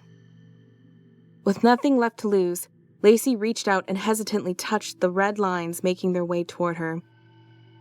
In the basement, Reynolds, still in possession of Kara's body, had found a hammer and chisel and was attempting to break the rusted lock off the metal box. He swore as each successive blow failed to crack open his prize. Stupid! Weak! Body! He grunted in time with each strike. He looked down at Kara's form in disgust. Thought she could steal my treasure, but can't even open it? If I had anything to work with here, any sort of real muscle or ability, then maybe... His rant was cut short, as the shelf blocking the hidden entrance exploded outward in a spray of splintered wood, shattered glass, and preserved food. Thick green vines crawled over the wreckage for an instant, writhing blindly like severed tentacles before dissipating. Lacey rose out of the sub-basement, buoyed upward by more ethereal vines. Her eyes glowed a fierce red, and when she spoke, her voice was not her own. "Reynolds, you have no right here anymore." I have every right, Madge. Reynolds spat. My house, my money, my right. "Their bodies, Reynolds. Their lives." Pah! 2 stupid women come onto my property and... He broke off as Madge reached out, placing Lacey's hand against the plaster wall. A red spot glowed brighter beneath her palm, bulging outward to take on a full, round shape. Don't you dare, Madge. Reynolds cautioned. He raised the hammer threateningly. Don't even think about it. Or what, Reynolds? Madge took her hand away from the wall. In it, she now held the ghost of a tomato, drawn forth from where it had once hit long ago. She tossed it up lightly, catching it again. We both know which of us always came out on top in the fights. Not this time, he snarled, hurling the hammer. It flipped through the air, but a vine shot out of Lacey's pajama sleeve and swatted it away. Yes, this time, Madge declared. This time, and every time. She threw the tomato. Reynolds held up the rusted metal box to block it, but even as the first one hit, Madge was pulling another from the wall. You don't belong here, Reynolds. Splat. You've taken what doesn't belong to you. Splat. You're hateful. Splat. Old. Splat. Man. Splat. Reynolds was driven backward a step at a time, back up the stairs and into the main house. The metal box cracked under the relentless assault, and still the blows came. Tomato juice cascaded from Kara's hair, running in rivulets across her face and down the neck of her pajamas. As more and more tomatoes hit, the blue light in her eyes began to fade.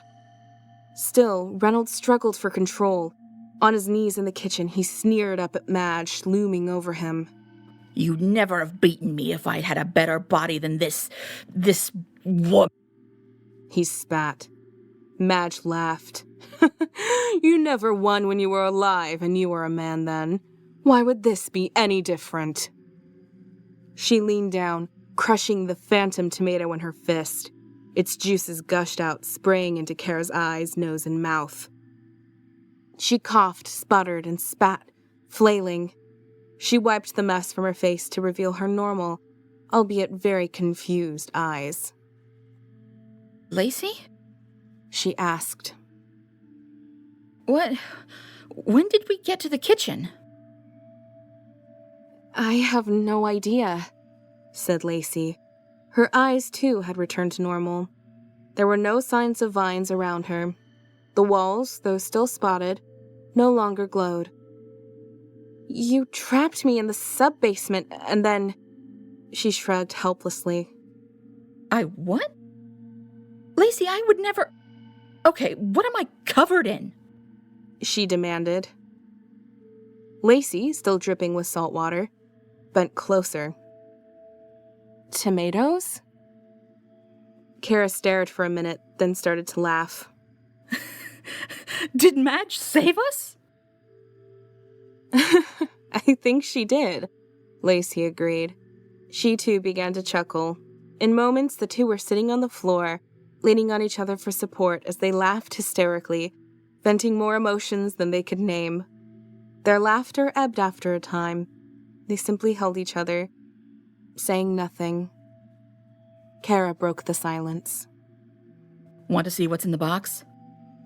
She held up the rusted metal hunk, displaying the broken hinges. Kara, I don't know if we should.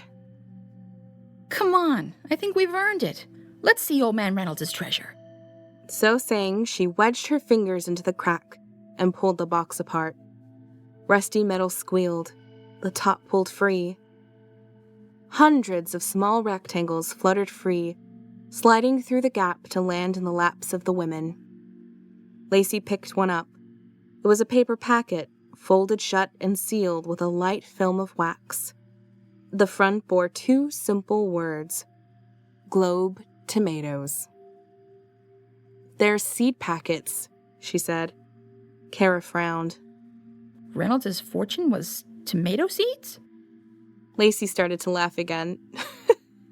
No, she said. Madge found it after all. This was her last dig at him. She replaced his fortune with tomatoes? And then they were both laughing again.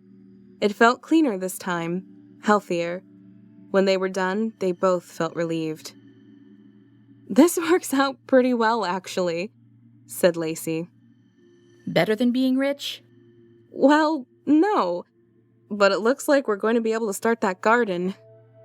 Ah, good, said Kara. One of the shops in town had the most wonderful, unflattering hat. 1. A single white rose quietly fell from her slim young fingers. I looked down and saw it had landed on the dark walnut top of the casket. The beautiful wooden box somehow seemed out of place in the cold contoured hole in the soil. No one who stood encircled around this opening in the ground had expected his sudden death. And that's what it was. Death. One couldn't ease the outcome or pretty up the bluntness of today by calling it past, departed, or perished. When a loved one like David leaves this world in the manner he left, the only appropriate word is death. Cold, harsh, and final. Maggie May Duvain, or Magpie as she was called by many, clenched her smooth young hand, which had clutched the flower throughout the entire service. The back of her hand still moist from the teardrops she had constantly wiped away. Her eyes quickly replenished the flow. A constant stream of the salty liquid slid down her already saturated cheeks. There wasn't a dry eye amongst those gathered so tightly, all dressed in their Sunday best black. David would have hated that part, the black suits and dresses. I don't believe I ever saw David in a black suit. He despised the attire. The sound of Magpie's subdued whimpers rose above and then mixed with the myriad of echoes of the other's grief and despair, a sad melancholy tune of human emotion. It drew my thoughts back to why I was here. I remembered how David hadn't wanted to be buried. The whole idea of it freaked him out. The thought of being trapped under the ground in a box with worms and ants crawling around and feeding on his remains abhorred him. He'd insisted he would be cremated, and his wife would take those ashes on a trip to remember and either cast them into the Pacific Ocean on Oahu's North Shore or nestle the small jar tightly into a rocky nook on Cana Point, a beautiful favorite spot on the farthest western point of the island. Lava had created the cliffs that overlooked a constant symphony of crashing waves, creating a kind of hymn they both loved. They had in fact met and fallen in love on that island so many years back. While now the two of them weren't the couple always holding hands every second of the day, they loved deeply and were devoted to one another. Those two spots out in the middle of the Pacific Ocean had been David and his wife's favorite places that they had visited together. David had said, "It might take one of us dying to get back there, but one day we'll return." A memory that now stung my heart, wondering if his words had somehow foreshadowed the reason we were now gathered. I wasn't certain why that wish of being taken back there was not kept, but it didn't feel like the proper time or place to question such a thing. Not now on this day. After all, I had recently moved away, chasing my dreams of writing novels up in the ruggedness of Alaska, much more than a stone's throw from Missouri. David and I, of course, kept up on each other's projects, critiquing and criticizing each other's work with bated tongues. No distance of miles could squelch that. Some friendships outlast about anything. Well, anything but death. There would be no recalibrating that fact and working around it, and that thought brought sudden anguish to me. David was not a replaceable friend by any means. Those weekly Saturday night phone conversations or Zoom meetings would now be no more. I was again drawn back to my purpose today by the sight of little Magpie holding her grandmother's hand. She grasped it tightly in one, the now missing white rose from the other, ripped my heart to shreds once more, like a scab being pulled away abruptly from a wound too fresh to be healed. It coldly reminded me that David was now lying in that lonely box laid in the ground, a final resting place he so adamantly feared. I glanced around the circle and surmised I wasn't the only one touched deeply by Magpie's brokenness in the moment. It was nearly more difficult than losing my good friend David itself, and just as his writing was becoming more recognized. What a shame he wouldn't be here now to see it or feel the kudos and acknowledgement of all the hard work he had done. Sometimes I believed he enjoyed living more in his world of dark fiction than he had in his real life, and I'll be the first to admit the thought had worried me at times, deeply. No one likes to admit it. In fact, most just avoid the thoughts. But there is a hungry power hidden within the darkness, be it the physical world, the internal world, or the written world within one's imagination. More than once in one of our many conversations after hanging up, I would question if David was slipping away in little slivers, maybe struggling a bit without calling out for help as he treaded the dark waters of his mind.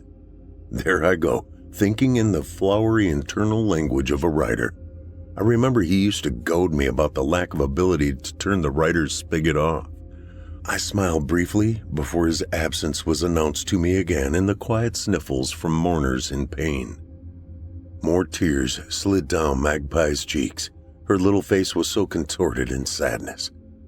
"Oh, sweetie, I know you will miss him, but I know he misses you already," were the words I wanted to whisper to her if I were standing beside her. It was all I could do to turn away and walk back to my car, knowing not only had the world lost one of the good guys who could provoke deep thought, but that sweet little girl had lost her hero, her savior, the grandfather who, along with his loving wife, had rescued her from the darkness of her mommy's poor choices. Now only memories were left that would eventually fade in time until nothing but the jog of a framed photograph sitting on the mantel or a table would bring. It, of course, would then be a watered-down recollection of what he had once been to her. Damn, I should just shut my mind off. I'm depressing the hell out of myself even more than the reason I'm back in this little town who thought it was big. Springfield. Grandma, why did Grandpa die? Is he with my mommy now? Maggie asked as she dragged her free hand across her eyes again to clear the stinging tears away. Oh, honey, I know this is so hard to understand. Life is hardly ever fair. I'm not sure how to answer that question, Magpie. Just know that your grandpa loves you more than all the stars in the sky. And now that he lives up amongst them, she wiped her tears back slowly with her finger. Just know that he is always in our hearts and also looking down on us with loving eyes, wishing he could hold you in one of your squeezy hugs, Coraline answered as she pulled her little granddaughter tightly into her side and squeezed. And I love him more than all the grains of sand on every beach in the world, Grandma. And I always will. Please promise me I won't forget about him. Magpie tried to be brave, But when you lose your favorite grandpa in the world at the early age of 8, it just doesn't seem to make sense. And there is rarely a way to make it do just that ever again. Would some ice cream help, Magpie? Grandma asked. Her little face looked up as if she was trying to contemplate her answer. She then suddenly shook her head no and spoke softly. It just wouldn't taste sweet today, Grandma. I think I'd rather go home and be sat in Grandpa's chair. I think I'm just supposed to think about him today. That's all. Coraline held her sweet little granddaughter's hand tightly as they made their way back to the car. Coraline watched from the corner of her eye and noticed Magpie steal a last glimpse of her grandpa's spot under the tent in the cemetery. She couldn't hold back the tears, and they overpowered her battle to squelch them like a big girl might. In between erratic sobs, she asked, Can we come back again to visit Grandpa, please? I don't want him to be here alone with all the other dead people in the ground. I think he will need to know we will come see him. A lot. Of course, Magpie. We'll make it a regular trip. I think we both will need to visit. We'll bring a white rose when we come back. Magpie nodded in agreement as she pulled a single white petal from her pocket and clutched it tightly in her hand. The car door closed and Coraline started the engine. As she began pulling away, she too felt the need to steal one more glance back where David was put to rest, knowing the secret that no one else knew. 2. I sat in the overstuffed reading chair which sat closely to the large gas log fireplace in the hotel lobby. The heat knocked the edge off the cold evening, especially after the dreary day at the funeral service. I felt like trying to connect with my good friend David, not yet willing or ready to say goodbye. I began reading his last book, the one he had just gotten the author's proof of. It had arrived in a large manila envelope just 2 weeks earlier, and I now felt guilty I hadn't gotten around to opening it. He had told me it was his best. He had said on the phone that night, "It is so real to me that it almost scares the bejesus out of me. Is that bizarre or what?" He snickered afterwards, so I'd not taken him seriously. I now wish I had. Woulda, coulda, shoulda, I thought to myself. I continued reading, but then after a chapter, I pushed the book forward in my lap and folded it closed. I held my finger between the pages where I'd stopped reading. I suddenly needed to see the front cover again. Shaking my head after studying it, I was amazed of how well it portrayed the feeling I was getting from its words written within. The story was powerful from the very start. It was foreboding and chilling. David had seemed to always own a knack to suck the reader into his story's surroundings. Usually, the front covers he created painted that visual picture very clearly. A picture paints 1,000 words.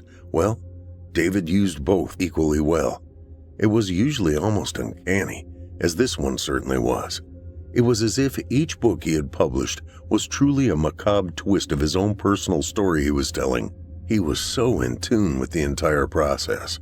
But no one could survive if they were surrounded by all the dark thoughts that his books provoked. The title for this novel was telling enough if you knew David at all. Titled, Never Cage a Magpie by D.D. Duvain. Yes, David Duncan Duvain was a born weaver of tales. The story was about a young woman growing up in Kimmswick, Missouri, a little town along the banks of the Mississippi River. A wholesome little town that also held its share of dark secrets, as many small towns do. The young woman had gotten tangled up in the drug world and just dropped her daughter off one day at her parents', never to return or see them or her daughter again. As I read this story, it was obvious to me that it was at least loosely based on the dark secrets of his daughter's exploits. I couldn't tell for sure which parts were true and which were enhanced to make the story's fiction even more provocative. It was heart-wrenching, though. I knew he himself held deep pain he rarely shared aloud. As I looked at the artwork on the cover, a shadowy silhouette of a young woman with a caged bird in the foreground, I could feel his personal grief. The cover was in dark blacks and grays with a stark blinding white. The title stood out in subdued crimson red, the font slashed in as if tearing from the page like fingernails through skin. It was very grabbing and immediately drew an emotion of fear within. The cover alone would draw a reader of dark fiction to immediately pick it up. David always liked to twist a dark undertone into everyday humanity and emotions. Instead of always focusing on the silver lining as some writers do, he would draw out the bleak pain and then carefully mix it with fading hope, but enough warmth to keep you hoping for an outcome that you could live with. His stories toyed with the reader in ways that would make one nervous of what might happen on the next page. Would it be something lovely and touching, or would you be instantly reeled in to be shred to pieces with shock and rebuke? You wanted to turn the page to investigate on the one hand, but on the other, the thought brought great apprehension and toil. A roller coaster ride you were unable to climb out of the strapped-in seat until it came to a screeching and sudden halt called the end. His books always stuck with me for long periods of time after finishing them.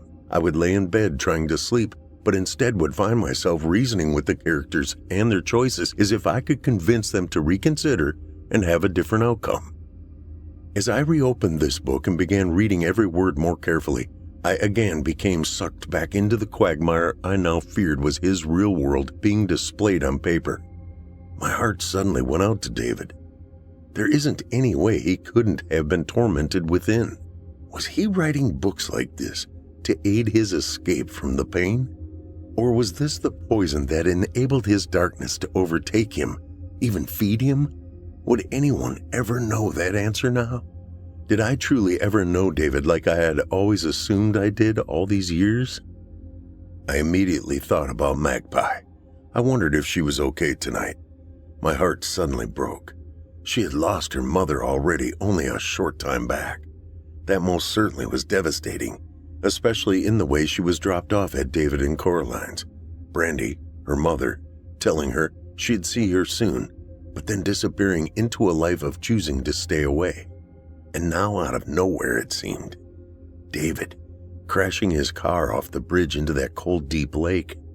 Of course, Magpie certainly wasn't given the details, but nonetheless, David is gone and never to return. I felt sorry for Coraline. I couldn't imagine what it was like in her home tonight.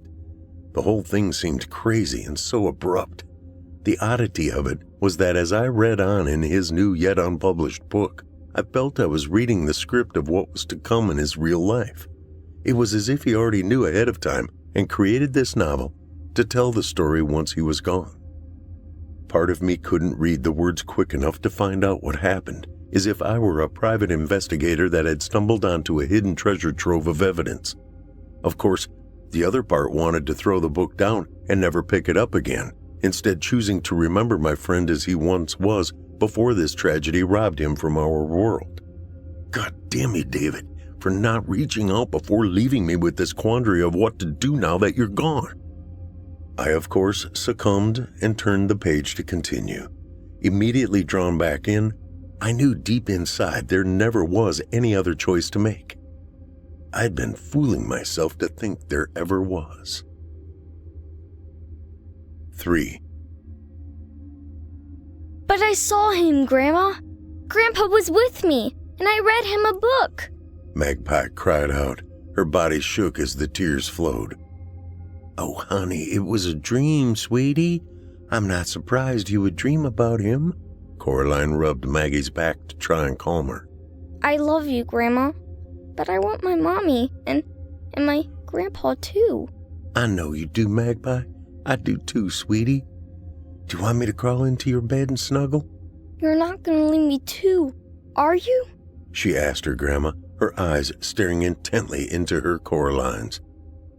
Coraline crawled under the covers and spooned with her granddaughter. No, sweet Magpie, I'm not ever going to leave you. You're stuck with me, like glue. She forced a giggle from the hollowness she really felt to help comfort Maggie. She knew the nights were going to be rough for quite a while. Tonight was horribly difficult for her. She couldn't imagine what it was like for Magpie. She rubbed Maggie's back softly and quietly assured her everything was going to be all right. Am I really telling her this to make her feel better? Or am I trying to convince myself? I hadn't been alone since meeting David in Hawaii. What, 25 years ago? Oh, David, These dark angels inside of you. Why didn't you let me know of your struggles? The moment she heard tiny snores of Magpie, Coraline broke down and fought back the heaves her body beckoned. Heavy, salted tears flowed and burned her eyes. Damn it, David. I need you. I can't do this alone. Why did you have to dive so deep into your darkness?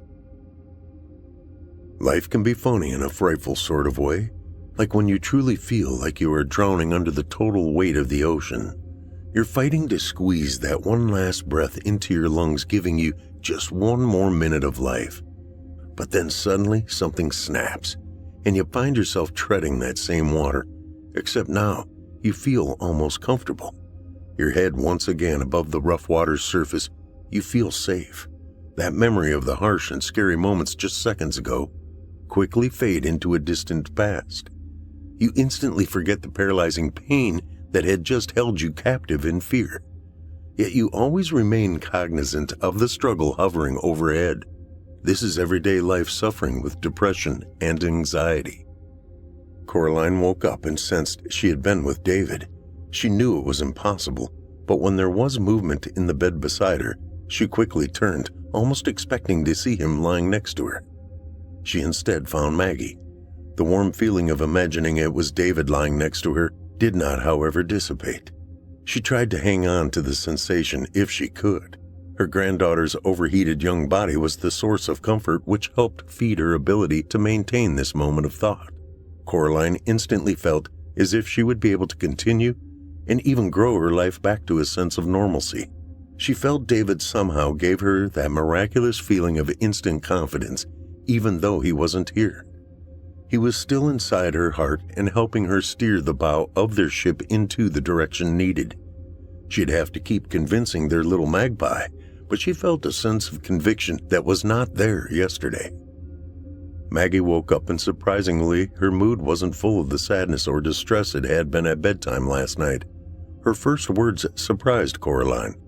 Grandma, why do you and Grandpa and others like Connor call me Magpie? I've always wondered, but today I just feel like I'm supposed to ask. Weird, huh? She asked. Well, Maggie, what is your favorite thing to do? Oh, come on, Grandma. Don't you even know that? Singing, of course. I love to sing, silly. Maggie answered. That's right. And guess what magpie birds enjoy doing? Coraline asked. Sing? Maggie asked. Yes, indeed. And that is why your grandpa started calling you Magpie as a little girl. You've always loved to sing, and your voice is as beautiful as any songbirds. Magpies are also the only known birds that can recognize themselves in a mirror. Don't ask me how they know that, but Lord knows you spend enough time in front of the mirror to recognize yourself too. Magpies are also one of the smartest and cleverest of birds. Sound familiar? Coraline chuckled. Plus, Maggie smiled with the grin of knowing. Magpie starts with the same 3 letters as my name, Maggie. M-A-G. Indeed it does, Coraline retorted. Magpie's bright green eyes suddenly dimmed. A tear began to poke out from under each eyelid. Before they had time to slide down her cheeks, she ran and was in her grandmother's arms. I want my grandpa back. I don't want him to have to be in that hole in the ground. I don't want him to be dead anymore. And I just know he's so scared and lonely without us.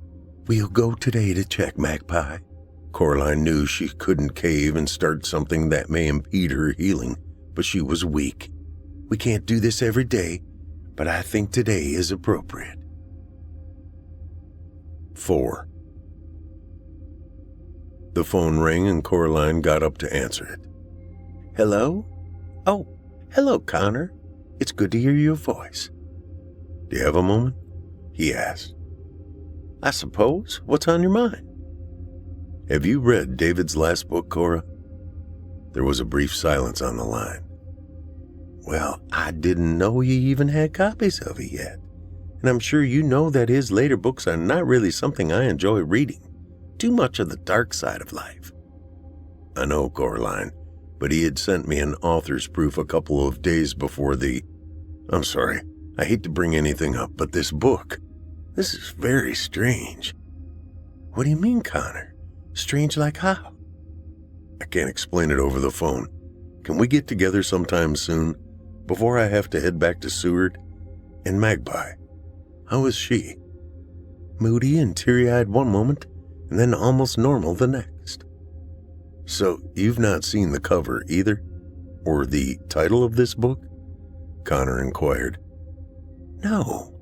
Why are you being so surreptitious about this book? Coraline, it's a story foretelling events. Real events. Things in life that led up to... Connor cleared his throat twice. His accident or act. Even the title is... well, it's just odd. Okay, Connor, you are kind of freaking me out. I'm not sure I'm ready for this. I know. I got it out last night to look at. I felt bad that I hadn't gotten around to read even a line before, I was wanting to feel some closeness to him or maybe get some closure. He cleared his throat again and coughed slightly. I started reading it, and as I did, I wanted to stop and put it down, but I couldn't make myself. Okay, Connor, what's the title that is so odd? Never Cage a Magpie. What? Coraline asked in an almost agitated tone. Why would he title it after Maggie? She followed with a growing defensive manner. I know, not like his usual thriller titles. It's why I asked. So, you haven't seen the cover artwork either? No, and I'm afraid to ask now, she answered. There was a hush over the line. The seconds drew by. Connor? Magpie can't hear about any of this. Almost cutting Connor off, Coraline answered very defensively. I know, Connor. This may be my first time alone for a long while, but it's not my first rodeo with my granddaughter. I know what to keep her away from... I'm sorry, Coraline. I'm just a little wigged out. I've been up reading almost all night trying to finish the book. It's definitely no book for a child. It's like drawing me in as if I'm a cop trying to solve a crime. We need to talk. I'm leaving this Friday. Okay. 5. Never Cage a Magpie, Chapter 38. The dark angels are surrounding me again. They pull and tear at me as if I were a piece of dead animal lying flattened alongside the road. The turkey vultures quibbling over which gets the tasty brain meat and who gets stuck with the skimpy veiny bones. Of course, the pain's already dulled by the truck which ran me over, but the pulling and tugging of the stringed muscle and tendons does indeed cause intense distress. It's like the not knowing of where my daughter Whitney is. She's gone and I realize it. That pain was devastating until the time passed ushering in the numbness. But there is the occasional snippet of information on where she was seen. Friends telling me of her looks of despair, her dropping off a birthday gift for Magpie. The blurred image of her placing the small gift on the front porch at 1 a.m., lessening her chance of seeing us. Instead, only being caught by the Ring camera, expecting us to deliver those gifts so we can watch her daughter become broken again. Another crushing lie explaining why her mommy is mentally damaged but still loves her. Knowing it's not enough of an answer to heal the wound reopened. These kinds of things are like the tearing of the dead flesh, the skin that died from the initial loss but still clings to the nerve endings for endless pangs of reminding hurt, doled out at their sick daughter's drug-induced whims. It's not fair. It's not fair to hold these things, these happenings, these pitfalls of life. It's as if Whitney were trying to cage her daughter, our sweet little Magpie, and she's forced me to be the wire bars of the cell holding her. Who released these dark angels upon me, Lord? The gnashing of my teeth and the weeping of my soul and eyes. How long will I be able to keep up the good fight against the dark thoughts? The haunting seems never ending, my world void of any light in front or behind me. I reach out to touch something, hoping to feel the warmth of another soul, one untainted by these evil-winged monsters of mental anguish. but all I ever find is the harsh, cold bleakness of stone, unending and without hope. It feels as if I too am caged, my bars twisted and formed by my own fears and hurt. The cage I made that I'm housed in faces the cage our daughter created that holds our Magpie. And as I squint to try to make out her image through the dimness of the prison's yard, I notice Magpie's cage door hangs open and free to exit. But she is too frightened to attempt flight from her captivity. No mother to nudge her from the nest, likely not understanding she could escape if only. But where would she fly off to in such a dark and dank world void of love? I'm near her and want to hold her close to give comfort, but she can't see from the blanket of black tossed over her by her mother, hiding her daughter from her own sight, aiding as cover from her goddamned guilt of caring more about the drug fix than the dependent life she brought into this quagmire. Damn you for laying what you see as this troublesome boulder upon my shoulders. I'm not the Samson you saw me as. I'm weak and tired, and sometimes I feel the draw to the edge of the bridge that crosses the cold waters of eternal escape. Goliath calls my name in a mocking voice of a beautiful nymph or siren, tempting me to trust that those lustful cries will forever settle my constant torment this hellish world dealt me.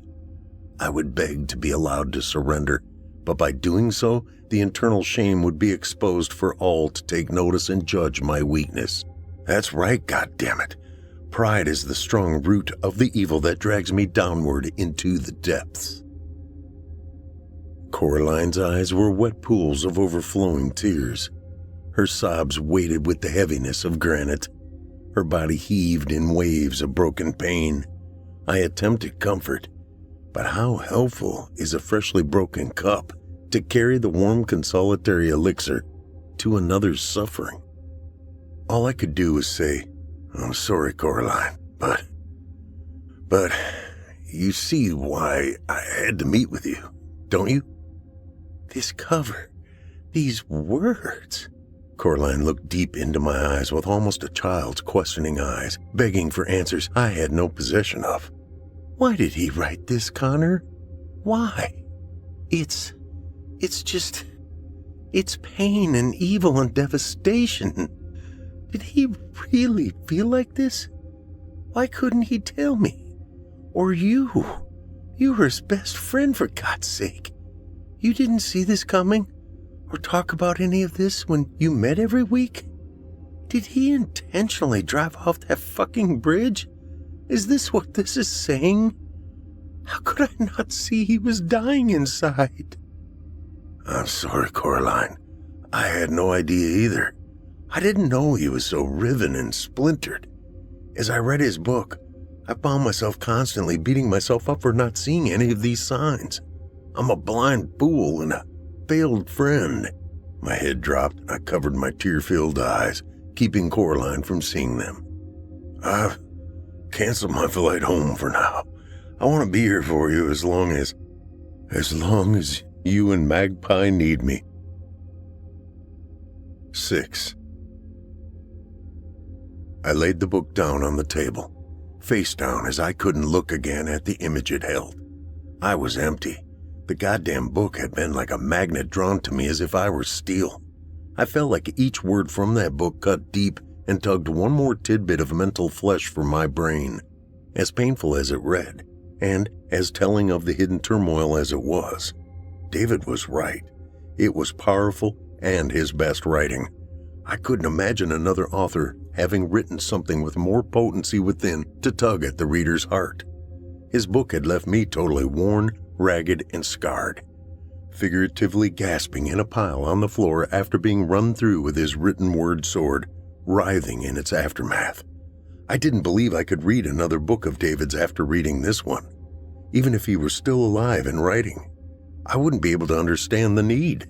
Once the last word of this book ran across my sensory mechanism and I'd closed it between my hands, I felt I'd been drawn and quartered. Fini. Coraline and I both now understood the world David had found himself helplessly trapped within. We had found it together, helping each other through the process. I think we both somehow even accepted the reasons he had kept such a world hidden from us. I think it was his way of protecting us from it. His final book being his way of warning us about the dark world's existence within the normal one most of us live. We both discussed what good would really come from publishing this final work of his. Did she really want this to be David's legacy left behind? We both agreed that this story, no matter how brilliant the superlatives were, was far too personal a story to be told to just anyone who could purchase it.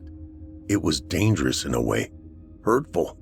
It had already been told to the two it was meant for, and should never be released to be exploited and misunderstood.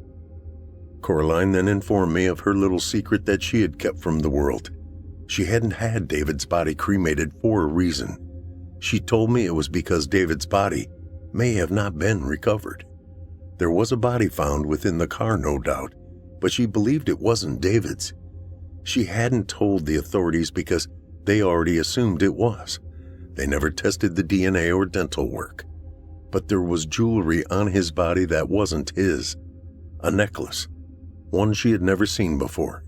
She needed the option of future testing in case another body was ever found. She knew it sounded crazy, but once she had kept quiet at first, she felt unable to say anything different. And so, this part of his death had become a dark secret she would have to live with. It also gave her the mental gift of highest hope that one day David would show back up and rescue her and Magpie again as he had helped rescue her once before. It was her one and only hope at this point, and she couldn't give that tinge of hope up yet. On the day before I was to leave for my return trip to Seward, Alaska, Coraline and I set out to complete our final act in saying goodbye to David. It was a quiet and sad trip down Highway 13 to the bridge across Table Rock Lake. It reached out across the deepest waters immediately south of Kimberling City. We parked and walked midway, finding the welded repaired spot where David's car had broken through the side railing before crashing into the cold lake some 40 feet below to the waterline. The moon was full and traffic was non-existent. In fact, it was downright eerie and unearthly. We both shed tears while holding hands as we said our goodbyes to a man who had played very important roles in each of our lives. He had made his mark on many people, both friends and fans. I believe both of us felt somewhat guilty that we had decided not to make his final work available to them. But while it is against every fiber in my being to censor or burn any form of writing, I couldn't allow his final legacy be a dark, dirty smear of comparisons to his memory and how he likely chose to leave this world. As the clouds drifted between us and the moon darkened the moment even more, I looked over to Coraline for the nod and then dropped the only known copy of Never Cage a Magpie over the edge of the railing. We both stood quietly as we waited to hear the faint splash of its bound pages connect with the watery surface, knowing it would sink almost 200 feet below to the silted bottom of the frigid dark tomb that more than likely also encased the man that penned it. It was done, the act over, the goodbyes given, and the prayers of forgiveness completed. Fini. Coraline and I walked hand in hand back to the parked car where we climbed in, now sheltered from the cold night air, and drove home in silence. Coraline and Magpie would drive me to the airport in the morning. Coraline was gracious enough to let me stay in their home on my final night before departing back to Alaska. We played games and worked on a puzzle together. Magpie looked as if she were accepting the new world she was now living without her Grandpa David or Mommy Brandy. She loved her Grandma Coraline, and the two of them would be fine. I could see it in their eyes. Strong survivors had been born from this tragedy. Uncle Connor, when are you going to come visit me and Grandma again? You aren't going to wait until somebody dies, are you? No, Magpie, I won't wait until that happens, I promise. In fact, I've invited your grandma and you to come visit me in Seward, Alaska this July. Does that sound like fun? Brr, it sounds cool, but I'll bring my heaviest coat. Will I get to see bears and mooses? I'll see what I can do, sweet Magpie. At the airport terminal, Magpie pushed my rolling suitcase until it was to the point they could go no further with me to the gate. I reached over to Coraline and drew her into my arms and whispered, "Let's talk at least every other night. I want to make sure you two are good, and I'll be looking forward to showing you around Alaska this summer. I hope you stay as long as you like." I gave her a peck on her cheek and pulled back to see a warm gleam in her eyes. My heart felt strangely warm in that instant. I brushed the feeling to the side as I then turned and bent down on one knee to face Magpie. "Can I have one of those big squeeze hugs you used to give away all the time? I really miss those." She wrapped both arms around me as far as she could and made her huggy noise as she squeezed me tightly. Ooh, I love you, Uncle Connor. I better give you 2, so they will last till your plane lands. "You take good care of your grandma, Magpie. I'm counting on you." I pulled back and winked at her. Magpie leaned back in close and whispered in my ear. I will. I'll take the bestest care of her. Do you think you might ever marry my grandma, so you can be my grandpa? It would make it easier not to cry so much. And I know my grandpa David wouldn't be mad." An instant pain struck, much like I imagined a needle piercing my heart would feel. "Would that really help make you happy, sweetie?" Yes, sir. It sure would. I know she likes you. "Well, Magpie, we'll see how she feels in July. How about that?" I smiled at her and then looked up and smiled at Coraline. "See you two in July, and talk to you when I land." When I opened the door to my home in Seward, I almost tripped over the pile of mail that had been poked through the mail slot in the front door. The first thing that caught my eye was a manila envelope laying on top. My heart raced and prickles rushed throughout my body in broad shivers.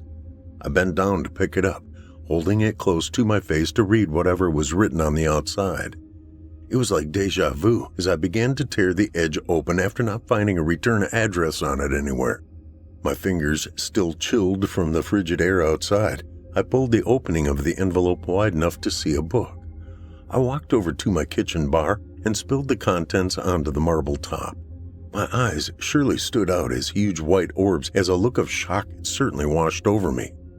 There was a picture of David on the back cover. It was blurred, with part of the image crystal clear. Hanging from his neck was a small silver necklace. Dangling from its chain were 2 charms. One was what looked like a bird in opened wing flight. The other, a bird cage with the door swung open. I couldn't help but wonder if there was an intended meaning with the predominant necklace in the clear part of the photo, while the upper part, his eyes, appeared blurred. The memory of Coraline speaking of a necklace found on the body, a necklace she didn't recognize, suddenly overwhelmed my brain. Quickly scanning the written book blurb, I took a deep breath before flipping the author's copy over to display the front cover and title. And there it was, bigger than life, a new novel with the letters D.D. Duvain boldly stamped across the bottom. My eyes traveled upward, looking for the title, my eyesight shooting past the graphics for now. "Oh my God," I spoke aloud. "What the hell have you done, David?" In bright iridescent blue, the color of a magpie's prominent stripe on its wing, was bold lettering. The font was less intimidating than the earlier books. The title didn't stir the same tension within. In fact, it was almost comforting and calming. The Healing of Magpie was emboldened over a beautiful young girl's soft-toned face. She looked a lot like Maggie Mae Duvain. In the background was the open door on a bird cage.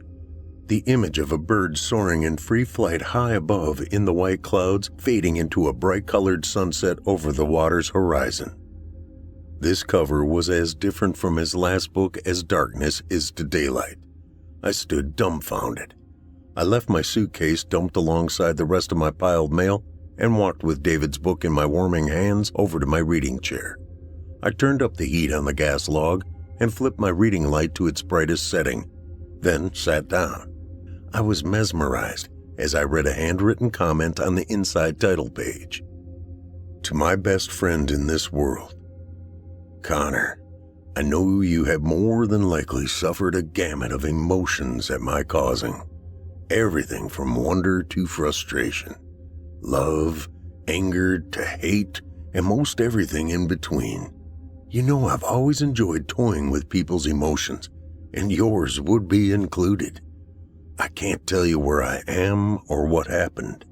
You will assume, but I can neither confirm nor deny if I'm alive or stuck in a world running parallel to such a reality. I just know I am healed. I have no anxiety within or fears of what will happen next. My clouds have shaken the darkness and transformed into white. I now know in the end all will be well, and that is a comfort I've not been afforded for quite some time. Please take care of Coraline and Magpie as if they are now yours. You have my blessing. In fact, it is my request that if you can love them better than I, that you should do just that. You, my friend, are like the brother I lost too early in life and have forever longed for. I love you, brother. David. P.S. A fitting poem by an unknown author. It's an old nursery rhyme about magpies. 1 for sorrow, 2 for joy, 3 for a girl, and 4 for a boy. 5 for silver, 6 for gold, 7 for a secret never to be told.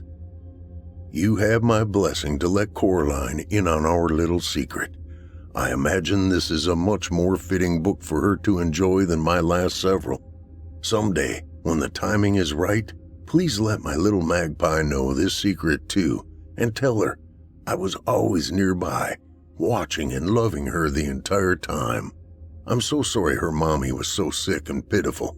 Please try to explain to her that that is indeed what she was, mentally sick and broken beyond repair.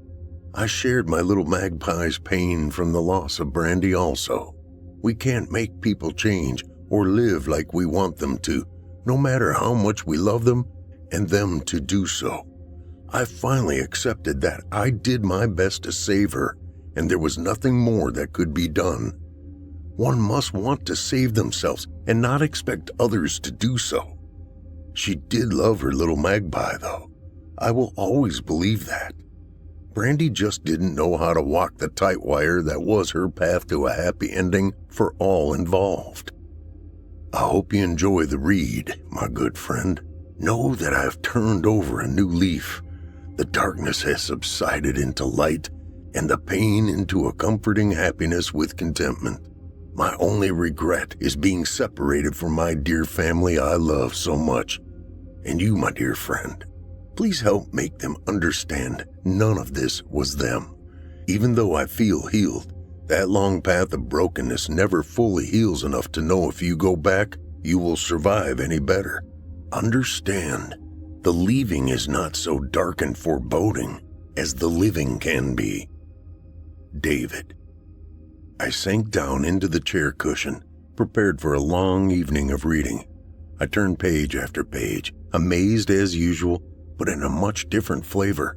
Instead of dreading each page turn, fearing where the story may lead, I felt invigorated by each turn, almost racing to the next, feeling warmer within. My good friend was alive and back in a world filled with happiness and joy, even if he wasn't truly alive. I supposed I had never known for certain. This entire event was such a hard concept for me to get a grip on, but the hours passed as the chapters rolled on. I had not read through too many books in such a short time without a break. This one felt like I could start back at the beginning and never lose interest rereading it back to back immediately. Instead, though, I reached for my phone and dialed Coraline. She answered on the second ring, and I could hear Magpie's happy voice calling out, Uncle Connor, I miss you, I love you, and I'm already ready to come freeze with you.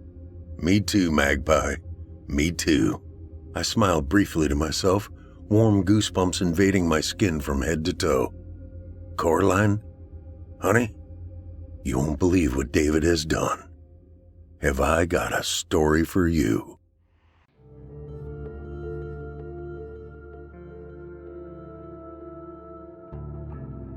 I hate this case. I hate it with every fiber of my being. I thought it was done and buried. Now I'm back here at the crime scene, waiting in my car for the alcohol and Vicodin to kick in. sending a goodbye text to my ex-wife and grown child. I look into the dark shadows of the abandoned building, and I know,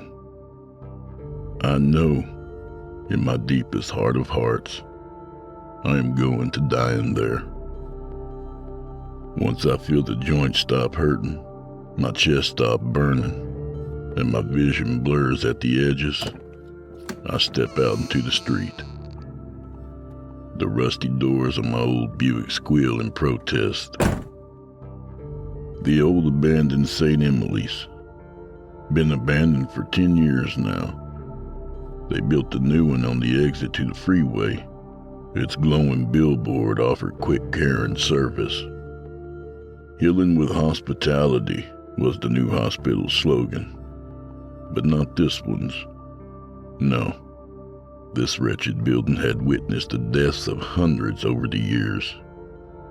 The building had been home to the most vile scene of torture and madness to hit the state within the last 5 years. As I walked up to the entrance chained shut with a padlock, I wondered if the building was evil, or if it only attracted evil. One thing was for sure. Evil was here tonight.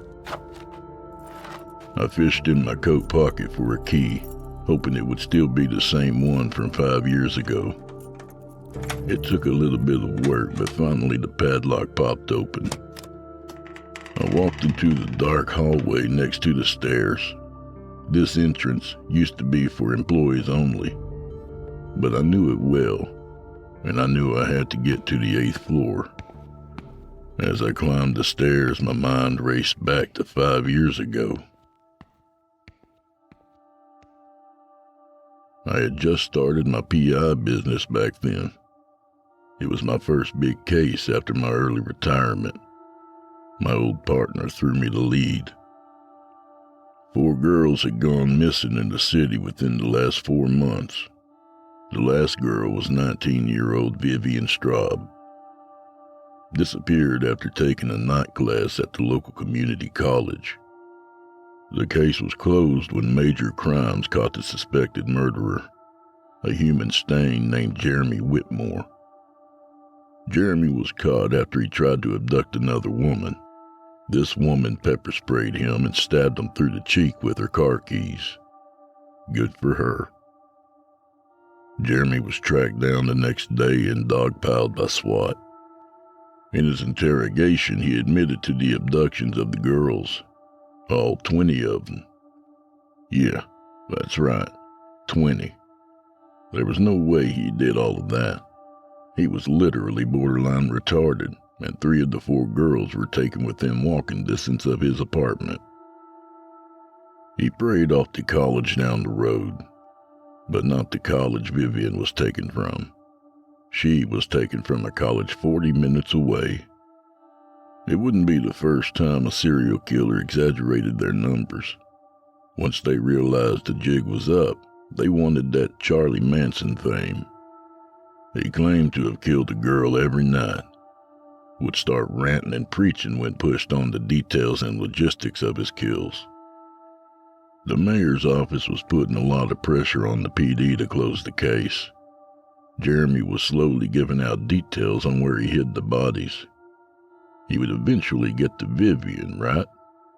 My former partner Rob called bullshit on this.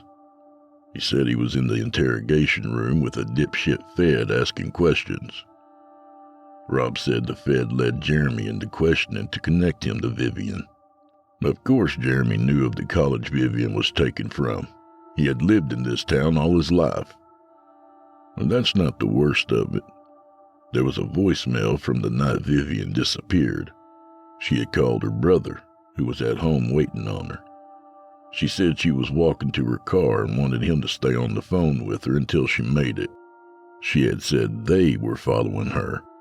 She then screamed, "Adam, David, Ed," before the call cut out. You see, Vivian's uncle was a cop back in the day. Adam David Edward is police alphabet for ADE.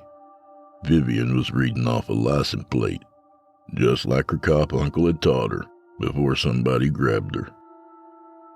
Jeremy didn't have a car, didn't even have a license. He was an idiot that killed in his own backyard. So needless to say, Vivian's family didn't believe Jeremy was her killer, and there was hope she was still alive. Vivian's uncle wanted to come out of retirement and start kicking down doors looking for her in my city. Of course, Rob caught wind of this and talked them down. He pointed the uncle in my direction, and I took the job at a deep discount. They could pay me in full if I found the girl in one piece. She had been gone for 4 days. I had to work fast. My first stop was the college she went missing from. The useless campus cops were no help to Rob in his investigation, so I talked with the student safety patrol that were the real eyes and ears. A nervous Indian student told me he and his co-workers had been getting more and more calls to escort girls through the parking lot at night. He told me they had called Campus PD on suburban idling across the street at the closed McDonald's. He even saw it 2 nights ago. Campus PD told Safety Patrol it wasn't against the law to sit in the parking lot at a McDonald's, and technically the McDonald's wasn't even in their jurisdiction. Useless. I had no further lead. I doubted the Mickey D's had cameras. So I did what all great PIs do. I went on a stakeout at the campus parking lot. My Indian friend agreed to keep it a secret when I showed him my credentials and slipped him $100 for 2 nights. As I sat in my darked-out car with the engine off and windows cracked, I fought boredom and the urge to not drink my soda. Too much would make me need to piss and blow my cover. Maybe another 20 and Avi would let me sneak into a building and handle my business. I'm not a dirty old man, but I can admire a gorgeous woman when I see one. Also, I was trying to think like the bad guy. So when a curvy redhead parked at the back of the parking lot nearest to the McDonald's across the street, I perked up. I was parked a few rows in front of her, using my rearview mirror to spy on her. I got a better look as she walked by me towards campus. She was on her phone and distracted, hands full of books and purse and keychain. She had driven a little CRV with manual locks. Walking fast and not aware of her surroundings, she passed right by me and never saw me sitting low in my car. Jackpot, I thought. She was easy prey. I hoped her class wasn't too long. If anything, I could watch her and make sure she made it to her car safely when it was over. But that's when I saw movement by her car. Someone was leaning against the passenger side door. I could barely see anything in the rearview mirror, so I quietly opened my door and ducked out between the vehicles. I got a few rows closer to him. I was a big guy, so sneaking was hard on my knees. The guy wore a hoodie and fumbled with the door for a good amount of time. Not a master criminal, I presume. Finally, I heard the door click unlocked. He opened it to unlock the back door, then jumped in to lie down. I could have taken him right when he was at the door, but it would have only been criminal trespass or burglary of a vehicle at most. A lowly Class B. I wanted him dead to rights. I would wait till the redhead returned. Red's class was an hour. The whole time my adrenaline was spiking. I knew what was coming was going to be bad. I could always tell. My arms would feel heavy, and I would get cold inside. My mind would focus to a sharp point. I hadn't started drinking heavily then, but this case pushed me to it. I took a couple swigs of my flask. Finally, Red reappeared, walking and talking on her phone. She sounded and looked tired. As she approached her vehicle, I walked up loudly behind her. I waited for her to unlock the doors with her remote. "Ma'am, excuse me. I'm working with the police. Please hang up your phone and call them right now." I pulled my Army-issue Colt 45 from my jacket, a retirement gift. Had my name on it and everything.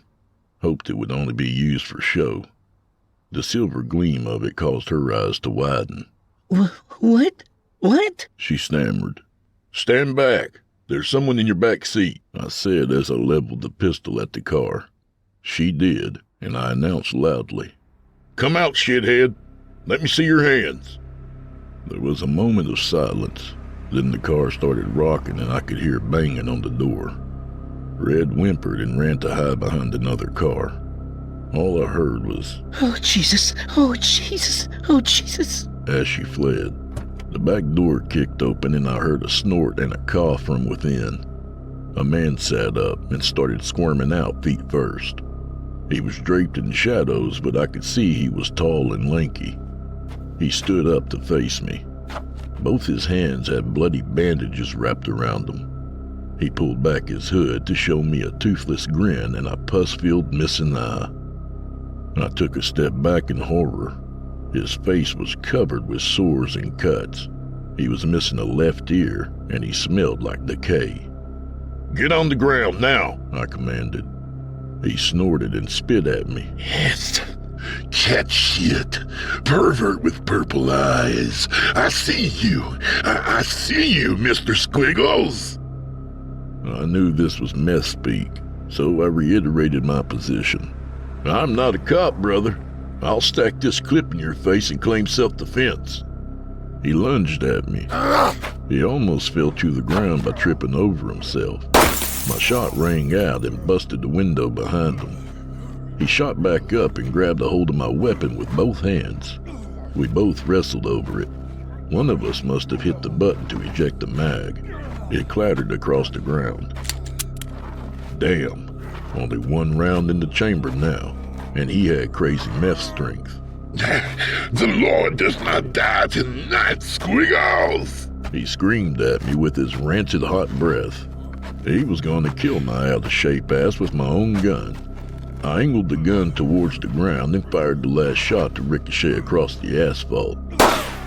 The slide rocked back to show it was empty. I then released it and our fight was over. The idiot pointed the obviously empty gun in my face and tried to shoot me. I slammed the meth head with a heavy right hook. He flew back to crack his head against the driver's side window. I huffed over to him and flipped him on his stomach, and I sat my fat ass on his ass. He was okay. He was screaming obscenities and made-up Bible verses at me when Campus PD arrived, all rolling up like super cops, screaming and pointing guns at me. They even put me in cuffs. Finally, Rob showed up with the real PD. Campus police asked for help when I mentioned it was connected to an ongoing city case. He had them take me out of the cuff, too. "Rob, this guy knows where Vivian is. Give me a lead and I'll get to her. I can cut through all the red tape," I stammered to him. "Whoa, slow up. Do you think this guy has a coherent thought in his head?" Rob asked as the campus cops threatened to tase him in the back seat of the patrol car if he didn't stop trying to kick out the windows. A mixture of his slobber and blood smeared all over the glass from headbutting the window. "Get me a criminal history and a background check. We for sure know he wasn't the brains of the operation. Maybe I can find an accomplice," I answered. Rob shook the idea around in his head. "Sounds good. You were always a crap magnet on my shift. Let's hope it helps you find these turds." "Right," I said. "Keep me in the loop. I'm going to run home and wash this stink off me." I turned to leave. Rob coughed. "Hey, you forgetting something?" he said, pointing his finger at my gun. "You discharged 2 rounds at the scene of an attempted kidnapping." I slumped my shoulders and leaned in close. "Come on, Rob. These guys overlooked taking it from me. Besides, I may need it soon if you get me that hot tip." Rob gave me a look like a disapproving parent to his child, even though I had 4 years on him. "I don't know." "I told Campus PD I'd be in tomorrow to give them a witness statement. I'll return it then." "All right, you better. Don't get one of these rookies in trouble by taking advantage of their lack of knowledge. We were there once too," Rob chastised. "All right, boss man, I'll play nice. Just run his background quick," I said, giving him a wave as I left.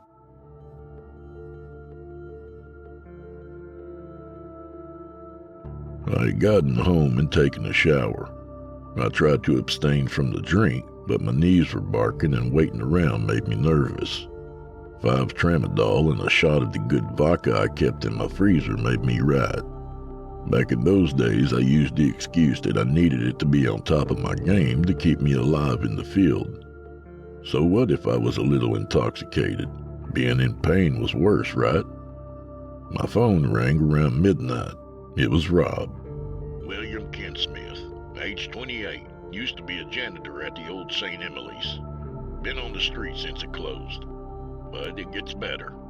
He owns a 94 model Suburban with license plate ADE 5076. This is our guy, or at least the driver of the vehicle used in the abduction. I said back, already grabbing my keys and coat. Where do you need me? What's his address? We're executing a search warrant in the morning. I've already sent a uni by his house. No Suburban. I need you to check the hospital. We know he wasn't the brains, so she may be stashed off-site. Rob paused. And he had keys. Tons of them on the big keychain. Not enough for probable cause, but enough for reasonable freaking suspicion. I considered carefully. It made sense. He may still have old keys to the place he used to work, and it would be hard to get a search warrant for an entire hospital without further evidence. I needed to get in there fast. Vivian was on a ticking clock. It was almost like old times working homicide with Rob again. When I pulled up on St. Emily's, it was almost 1 a.m. The 8-story tall block building loomed like a dark giant in the sky. It dominated the skyline over the short buildings around it. Most were relocated private practice doctors' offices and unused parking garages, so it was quiet and empty. I pulled up to the new chain-link fence and padlock. I snapped the padlock with some trusty bolt cutters, an essential tool for PIs. I'd take the criminal trespass charge if it meant saving the girl. All the entrances were chained shut. I found the low window already partially shattered. I cleared the rest of the glass out with my giant mag light, and in I went into the administrative wing. I had no idea where to begin my search. Hopefully my bad luck would put me in the path of the bad guys, so I made my way into the stairwell. At least I could find a sign indicating what floor was what. Once I entered the dark stairwell, I did find a dusty map mounted to the wall. I brushed off the dust and lit it up with my flashlight. If I was a bad guy, I would take the victim somewhere they couldn't be heard and couldn't escape. A basement, maybe? The hospital had 2 of them. My heart almost gave out as I heard a banshee scream echoing down the stairwell from far above. The yell bounced off the walls, making it seem like a choir of copycats. I couldn't make it out to be male or female. It was just loud, shrill, and in pain. I guess the bad guys chose the top floor. I looked at the map to see the top floor was the pediatric wing. Great. What's the deal with sickos and children? As I made my way up the stairs, I took care to pace myself. What good would I be if I had no energy to face whoever it was up there? As I reached the 6th floor, I turned on my flashlight sporadically, not wanting to catch the attention of anybody that could be somewhere in the stairway with me. As my light revealed my ascent to the top, it also chronicled a descent into madness. The walls are now covered with your standard curse words, pentagrams, and phallic imagery. But more and more I see a badly drawn stick man with 2 purple dots for eyes, over and over. Some of chalk, most drawn with runny spray paint by unsteady hands. But all have the telltale purple dots for eyes. By the time I was halfway between the 7th and 8th floor, the walls were covered with the wavy lines of the stick man. They stacked on top of each other like an army, or a silent crowd watching my climb. Another set of words ran together underneath the stick men in an uneven hand. Mr. Squiggles, Mr. Squiggles, Mr. Squiggles, over and over. He wants pain, he wants sweets, he wants pain, he wants meat, It ran on and on, all over the stairs, the tops and bottoms, at hard-to-reach angles. I kept my light off as I reached the platform for the 8th floor. Moonlight poured in from the windows, and the orange flicker of propane lanterns dotted further down the hallway. I slowly made my way down the hallway. I had to make my way past too many open doors as I approached the nurse's station. I could imagine another meth head or freak charging from the dark open mouths of these rooms at any instant. Cartoon paintings of happy children, animals, and airplanes decorated the walls. The creepy factor was off the charts, and the grip on my gun was getting sweaty from the strain I was putting on it. The nurse's station had a glowing lamp atop it, and I made the corner to see a man sitting on the floor with his back slumped against the counter. I approached the man to see, I kid you not, a power drill sticking into his head. Fresh blood leaked out of the wound. At least I solved the mystery of who was screaming earlier. He had blood-matted dreadlocks and dirty nurse's scrubs. Both his ears were missing, fingers too. I had seen this before with Meth Head Will in the parking lot. He had a lanyard around his neck. As I bent down to retrieve it, his eyes popped open and he grabbed my hand. "Who are you?" he said in a sing-song voice. I put my pistol in his face and was about to threaten him before his hand dropped, and he went back to being quiet and dead. My fear froze me. I was sure he was dead before I got to him. He had the unnatural stillness of a corpse, something I've seen many times. How does a man look you right in the eye and question you with a sparkle in his own, and just flip back to being dead? My reverie was broken by a frantic male voice further down the hallway. "I killed the nurse, and Will hasn't come back with anyone new for you. It's over. Just let me kill the girl and then kill myself. She's had enough." I quickly ducked behind the nurse's desk. I peeked over to see a tall, shirtless, pale man walking down the hallway, hands on his head and pacing back and forth. "I don't want to keep this girl alive. Let me finish her. Enough with your sick games." The man argued to no one. She's still alive. She has to be here. I snuck out from behind the desk and quickly approached the man while his back was turned. He quickly turned to face me as I was upon him. I bashed him right in the forehead with the butt of my pistol. He dropped to his knees and I held him tight by the neck. "Where is the girl?" I screamed.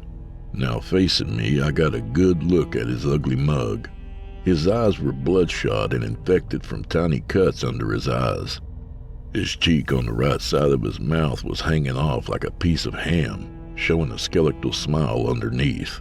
If they did this to themselves, then what did they do to the girl? I pushed the barrel of the gun in his cheek wound. He screamed. I screamed back. "Vivian Straub, where the hell is she? I'll pick you apart until you answer me." I fired 2 shots above him and placed a hot barrel on his temple. This made the tweaker mad. With an unnatural strength, he stood up and picked me up by the throat with one arm. His offhand slapped my pistol out of my hand to crash somewhere behind me. My back was slammed against the corner of the high counter of the desk, and the disfigured man leaned in to look at me. I struggled to push him off with no effect. He pulled a rusty scalpel out of his pocket and began inching it closer and closer to my eye, a half smile forming on the undamaged side of his face. The scalpel was only an inch away from my eye before he blinked at me and stopped. He released me to grab the chain from around my neck, pulling out my shiny PI badge. "Are you a cop?" he asked in a small voice, holding the badge out like a pendulum before his eyes. "Yeah, for years. Backup is coming. You should run while you can," I persuaded. He looked back at me. "I was a cop once. Deputy, he said sadly before letting out a growl and gritting his teeth like he was fighting something. Room 824! He blurted out at me before running the scalpel across his neck, blood gushing quickly. He released me and fell back to the wall, quickly sliding down and dying. I stared at him for only a moment, glad for the mercy. Room 824 was urgent on my mind. I found the room quickly, knocking the door open and stepping inside. On the gurney was a small female handcuffed to the railing. Her face was covered completely in bloody bandages. Vivian! I shouted. She stirred and began screaming, believing me to be one of the psychos that abducted her. I hurried to her and prayed the cuffs took a police-issue key. They did, and I picked her frail body up. She screamed and swatted at me. I told her I'm with her family as I rushed her down the stairs. Her hands were bandaged up, too, and she's bleeding from somewhere. I got her outside, about to have a heart attack as I fumbled to call 911. When EMS arrived, they had to give me oxygen, too. Rob showed up with half a dozen unis and ran straight to the back of the ambulance where I sat. You got her back! You got her back, you beautiful bastard! He cheered. Out of all the dead girls he had seen in the past months, every victory was precious. I reached out weakly to give him a knuckle bump. Hours later at the real hospital, I sat in the waiting room. Ron came out to catch me up on the story he had pieced together so far. She's stable, but they did a number on her. Cut her face up, pulled nails, cut off segments of her fingers. He let out a very world-weary sigh. They cut off her tongue to keep her quiet, but it didn't. You know that. It just kept her from begging. I wonder what kind of sadist doesn't like begging from their victim. She'll never be the same, I said while looking down at my lap. The guy you sat on at the campus fessed up to the three of them grabbing her. He said he was looking for a new victim to keep Mr. Squiggles from eating them, Rob said with a question on his face. I sat there thinking over the crazy night, wanting to know more. I wanted to go back and poke around before CSI cleaned up. I had an idea. Shoot, Rob, I dropped my gun. He looked at me like, so what? I shot it off and put it in the suspect's mouth, I whispered.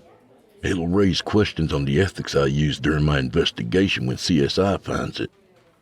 Also, think of the poor campus cop who didn't take it from me when he should have. Oh, God. All right, Rob said as he fished a key out of his pocket. The company that owns the building gave me a key. He held it out. Don't keep it.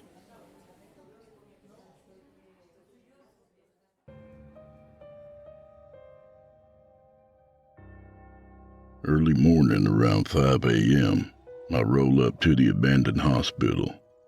Another 3 tramadol, BC powder, and a Red Bull. I hadn't graduated to Vicodin yet, but you see the progression. This time I walked in the front door. A giant white display faced me. Used to be the welcome and information sign, now blank. When I got upstairs, CSI had already taped it off and removed the bodies. New shift must be coming on in an hour. They had a patrol vehicle stationed outside. Rob told him to let me in to take pictures for my own report. I quickly located my shiny pistol. It had fallen right in a wastebasket. CSI for sure would have found it today. I snooped around a little, only finding food wrappers and plastic sacks filled with human waste. They must have been living here for months. I walked into one room to see 2 electric lanterns still on, low and losing battery. On the wall, a tapestry of cartoon animals and smiling doctors and nurses. In the middle was the biggest drawing of the squiggly stick figure with purple dots for eyes, about 6 feet tall. Bloody handprints smeared around it to form a macabre halo. Laying on the floor around it were all sorts of bloody tools and knives. I saw a Bible with a bloody knife through it, its pages stuck together with something awful. As I bent down to look at it, I saw a motion in the corner of my eye where the squiggle man stood. How do I describe it? It was like when a character in a video game glitches into an object, or a spider convulsing its legs before it dies. It was only for an instant, but the stick man spasmed and twitched violently. When my head jerked back up, it was Steele, back where it should have been. But I swear the 2 dots were further down on its head, looking down at me. That was enough for me. I'd been up for over 20 hours. I had all sorts of chemicals in my system, and I had witnessed some traumatic crap that probably will give me nightmares for years. I needed to go home. I made the trek back down the stairs and through the main lobby. I came to the front door and stopped to fish out the key from my pocket. That's when I heard it, the voice that has haunted my dreams for the past 5 years. It was as if a professional voice actor was doing a Mickey Mouse impersonation, but more shrill and filled with malevolence, or the voice of the clown from the new Stephen King movie, but with more pitch and a teasing sing-song voice.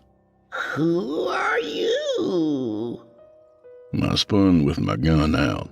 The voice pulled at something deep in my monkey brain. It told me I was in the presence of a predator. I saw nobody anywhere in the dark, but one thing did immediately catch my eye.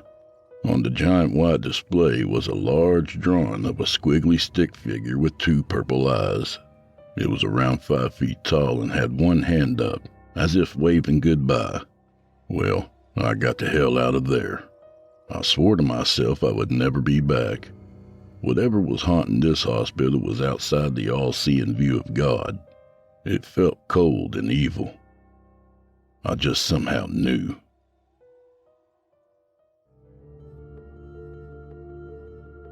But now, 5 years later, almost to the day, I'm back.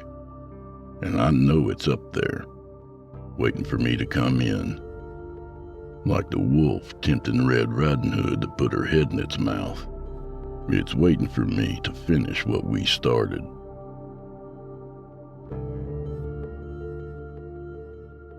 The events from 5 years ago were life-changing to me, and especially young Vivian. It took her weeks to recover physically, and she never quite recovered mentally. The creeps had cut off segments of 4 of her fingers, 2 on each hand. They had stabbed her in a non-fatal spot in the belly and let it get infected. They burned her body with cigarettes and used a blowtorch on her left foot.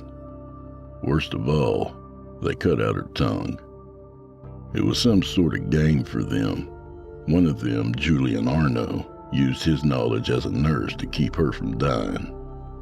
He also used drugs to keep her from passing out from the pain, some sort of mixture of adrenaline and cocaine. Parking Lot Will had indeed been on the lookout for a new victim when I caught him. Another sacrifice for Mr. Squiggles, a thing they all worshipped vehemently. And last of all was Carter Regals. He was the ringleader of the group. Through investigation, I found out Carter used to work for the local PD back in the day. He started as a dispatcher before making the jump to patrol.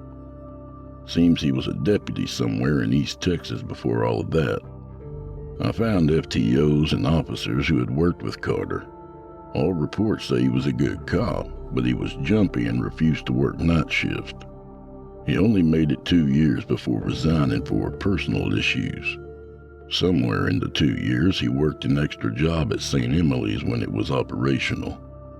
Before that, Carter was a deputy in East Texas. I tracked down an ex-girlfriend who said he quit after saving a girl from being killed in the woods one night. The woman was left in a vegetative state for a while, and Carter developed an unnatural fear of the dark. He would complain of nightmares of monsters with purple eyes. Sounds familiar. So we got a nurse, a janitor, and a cop who all worked at the same hospital at the same time. I would love to know where and how they bonded in their shared lunacy, or how Mr. Squiggles infected them all. I could go ask old parking lot Will, but he killed himself in his cell shortly after being arrested. Used a shiv to harry-carry himself like a dishonored samurai. Hell of a painful way to go. I'm glad he chose that method. Vivian went on to actually regain some semblance of life. Heavy sessions of physical therapy and mental therapy helped. She had a great support system with her parents, new kid sister, friends, and me. I visited Vivian 3 times a week at first. Now it's at least twice a month. I became a close friend of the family. You see, I was changed too that night. My soul had been bonded with Vivian's, or our fates intertwined. I made sure my presence wasn't detrimental to her frail psyche. I asked her therapist if I would only re-victimize her by just visiting, but the therapist told me it was good for me to be by Vivian's side as long as I showed great interest in her life before the incident. I was a new friend made on the worst day of her life. I pushed her to remember her life before the incident, before she was shattered. I learned sign language for her, learned about indie rock and the fundamentals of drawing to learn with her. I even sat down to watch Full Metal Alchemist and even learned its difference from Brotherhood. Truth was, I was closer to Vivian than my actual daughter. Me and my daughter were good now, but I was a bad father to her in her teenage years. Maybe this was my penance for being a terrible dad. It took Viv 2 years to open up to anybody. Countless surgeries, therapy sessions, and skin grafts later. And when she did, I understood why she never wanted to speak of any of it. She spoke of the torture for 5 days, being roughly put back together by the nurse just to be cut open again. She spoke of the maniac screaming and ranting. All 3 of them constantly did, talking to Mr. Squiggles. Even stranger, she spoke of the ex-deputy, Carter. He would show moments of kindness and lucidity, giving her water, giving her pain medicine, always to be punished by hurting himself and apologizing to Mr. Squiggles. Vivian said Carter refused to let the other 2 hurt her anymore on the 4th day. Instead, they began hurting each other, cutting off their fingers and ears, anything to appease Mr. Squiggles. Janitor Will said he had had enough and was going to get a new victim for Mr. Squiggles to sate his wrath. Of course, you know how I caught him in his attempt. After Will left, Carter killed the nurse, Julian. Carter's plan was to let Vivian die so she wouldn't have to suffer anymore. I like to think when I showed up, he had a change of heart and saw she could be rescued. That's why he fought Mr. Squiggles and killed himself. Yes, I fully believe in the monster. Of course, I don't tell Vivian. To her, it was just shared psychosis brought on by drug abuse between her captors. Carter was like a mini cult leader feeding their drug-addled brains tales of the boogeyman. But I know what I heard and saw that night. Something evil occupied the shadows of St. Emily's, and I would have been fine with leaving the demon there to never be thought of again. But Vivian started having nightmares. Nightmares of a dark figure with purple eyes. She said it spoke to her, told her to hurt herself and others. She believed it was a manifestation of her trauma, but I knew better, and the voice was only getting stronger. Internet searches on paranormal figures are a crapshoot. With so many creepypastas trying to come across as real, it's hard to separate fantasy from fiction. I had to track down an actual practitioner of black magic, not some Zach Baggins cable show ghost expert. Enter Madame Monroe of New Orleans. Made contact with her by email and vetted her with some of my NOLA cop buddies. She was legit. Scary legit. Even the cops knew to show Madame Monroe respect in her neighborhood. I had to drop $1,000 just to see her, but what she told me was worth every penny. I ducked into a voodoo tourist trap off a side road from Bourbon Street. It was a store meant to trick the tourists into believing they had found a legit voodoo shop. I gave a passcode to the clerk and he led me out the back, through turns in an alley, and up the side stairs of a brick building. Inside the building was a spacious studio apartment, white marble floor, black leather furniture, and a giant flat screen and entertainment system. The air was a chilly 60 degrees in contrast to the high 90s outside. I was left alone for only a second when Madame Monroe walked in from a back room. She was a statuesque black woman with a soft red velvet dress, many necklaces, and long shiny braids pulled back into a long ponytail to hang to her lower back. She motioned to two tall back black chairs facing one another for me to sit. Once we had, I thanked her for the meeting. She just stared at me with her piercing brown eyes, just enough crow's feet to make her look slightly cruel. Finally, she barked out a laugh. Ha! You didn't expect digs like this, did you? Maybe you expected a shack by the bayou with chicken bones for wind chimes. No, ma'am, I didn't, I replied. Oh, hush there. You call me Matilda. We're partners in this here mystery, she said with a hint of Cajun accent flavored in her purring voice. To tell you the truth, I was thinking of scamming an out-of-town ex-cop like you. But then you mentioned purple eyes. She pulled out a Swisher Sweet from her small handbag and lit it. Now, we must work together. A strong scent of marijuana hit me, the good stuff. I laughed and said, I'm glad I've earned your attention. Also, my cop days are long behind me. I held out my hand to partake from her smoke. Matilda raised an eyebrow, amused. She handed me the joint and spoke. Yes, I see a lot of darkness in you now. But I also see a light that refuses to give up. What's her name? Matilda snapped in the air, as if trying to conjure a memory. Your honey child. Vivian, that's it. Silky lines of smoke ran circles between us as I handed the joint back. I never told her Vivian's name, but I still wasn't sure I was being scammed. Purple eyes, she said, taking a deep drag and almost finishing it. I know of this one, and it's not pretty. She dropped the bud on the white immaculate floor and gave me a solemn stare. The devil isn't in hell, you know. Yeah, he roams to and fro, seeking who he may devour. He and his fallen angels will only be thrown to hell on the day of judgment. She tilted her head on the quizzical nature.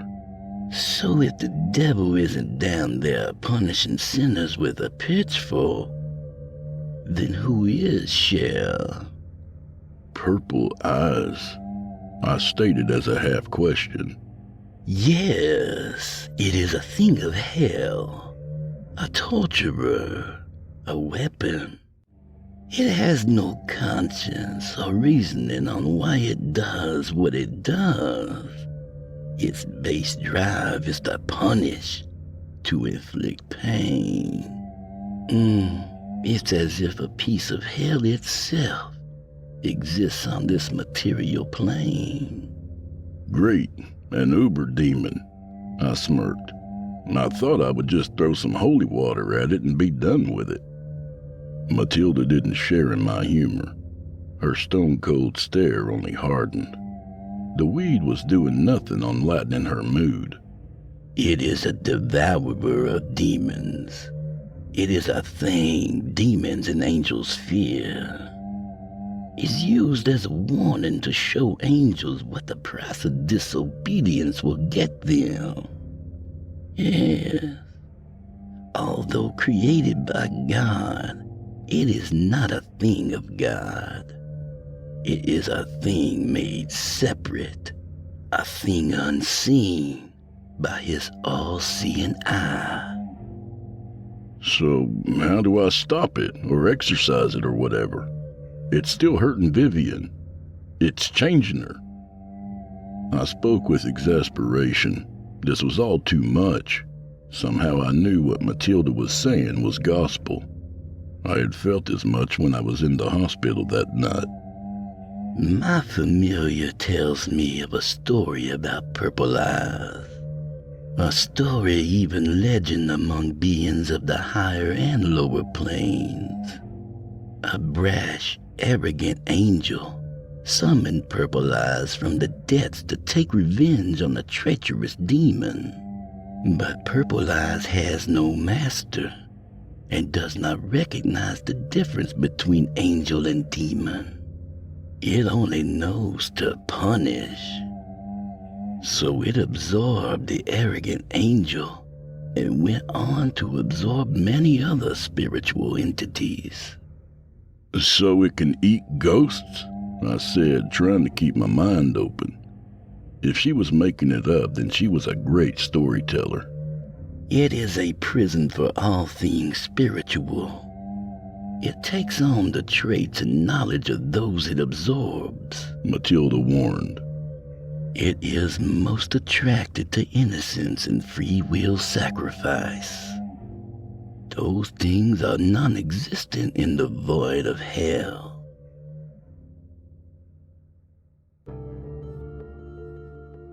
I left Madame Monroe's another $3,000 louder.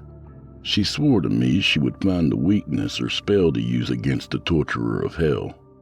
I would have gladly dropped more money if it increased my chance of saving Vivian. She was falling deeper into its thrall. On one of my frequent visits, I was sitting across from her drawing in my pad while she drew in hers and listening to Death Cab for Cutie. She tapped her pad with a pencil to get my attention to look up. She held up her picture, and I let out a verbal groan. I had told her not to dwell on her nightmares, to tell her psychiatrist, but she only shared them with me. It was another beautifully drawn picture of something terrible, depicted in her slightly anime-inspired caricature of a horrible event with Purple Eyes as the main focus. This one showed a small boy with a bald head, eyes closed and crying as a black shadow loomed over him, its purple eyes blazing. "Why do you show me these?"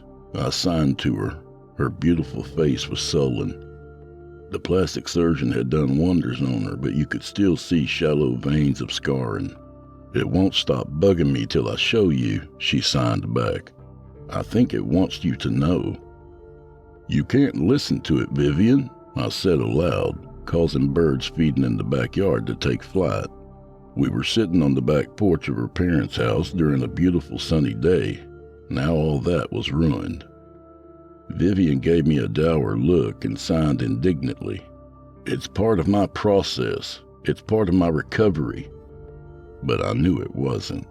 She believed Purple Eyes as a figment of the angst and torment on her mind. But I knew the truth.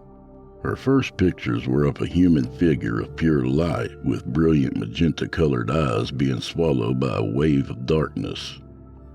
The angel from the legend.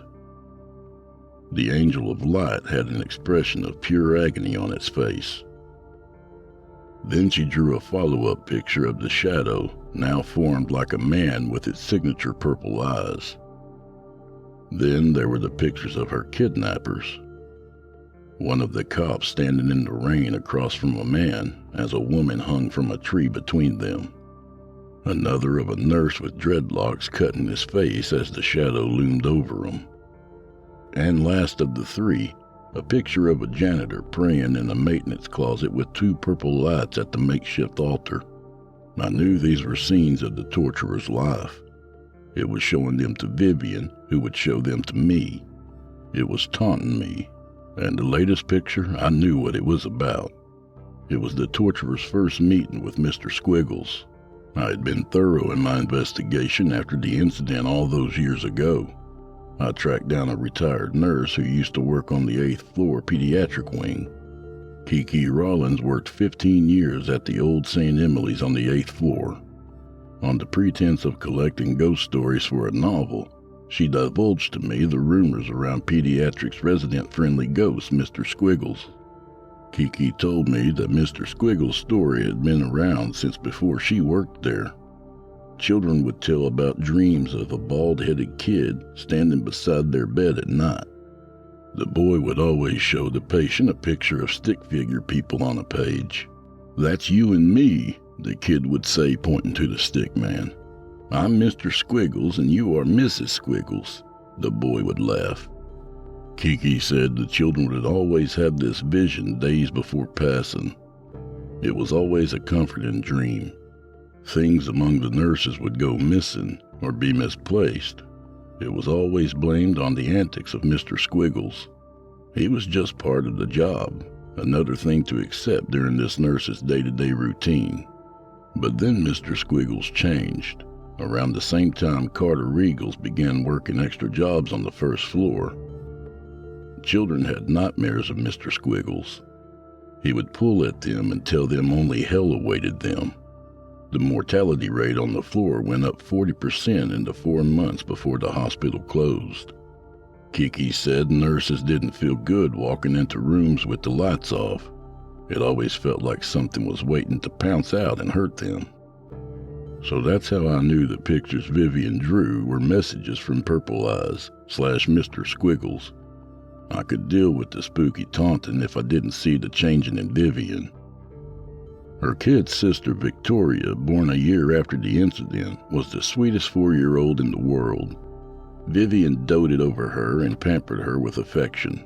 She was an anchor to the innocent and good side of the world, but I had witnessed Vivian lash out in anger and slap her sister just days before. But now I must bring everything back to the present. The reason I'm back at this damned hospital. 2 days ago, Vivian had disappeared from her home. Victoria was gone with her.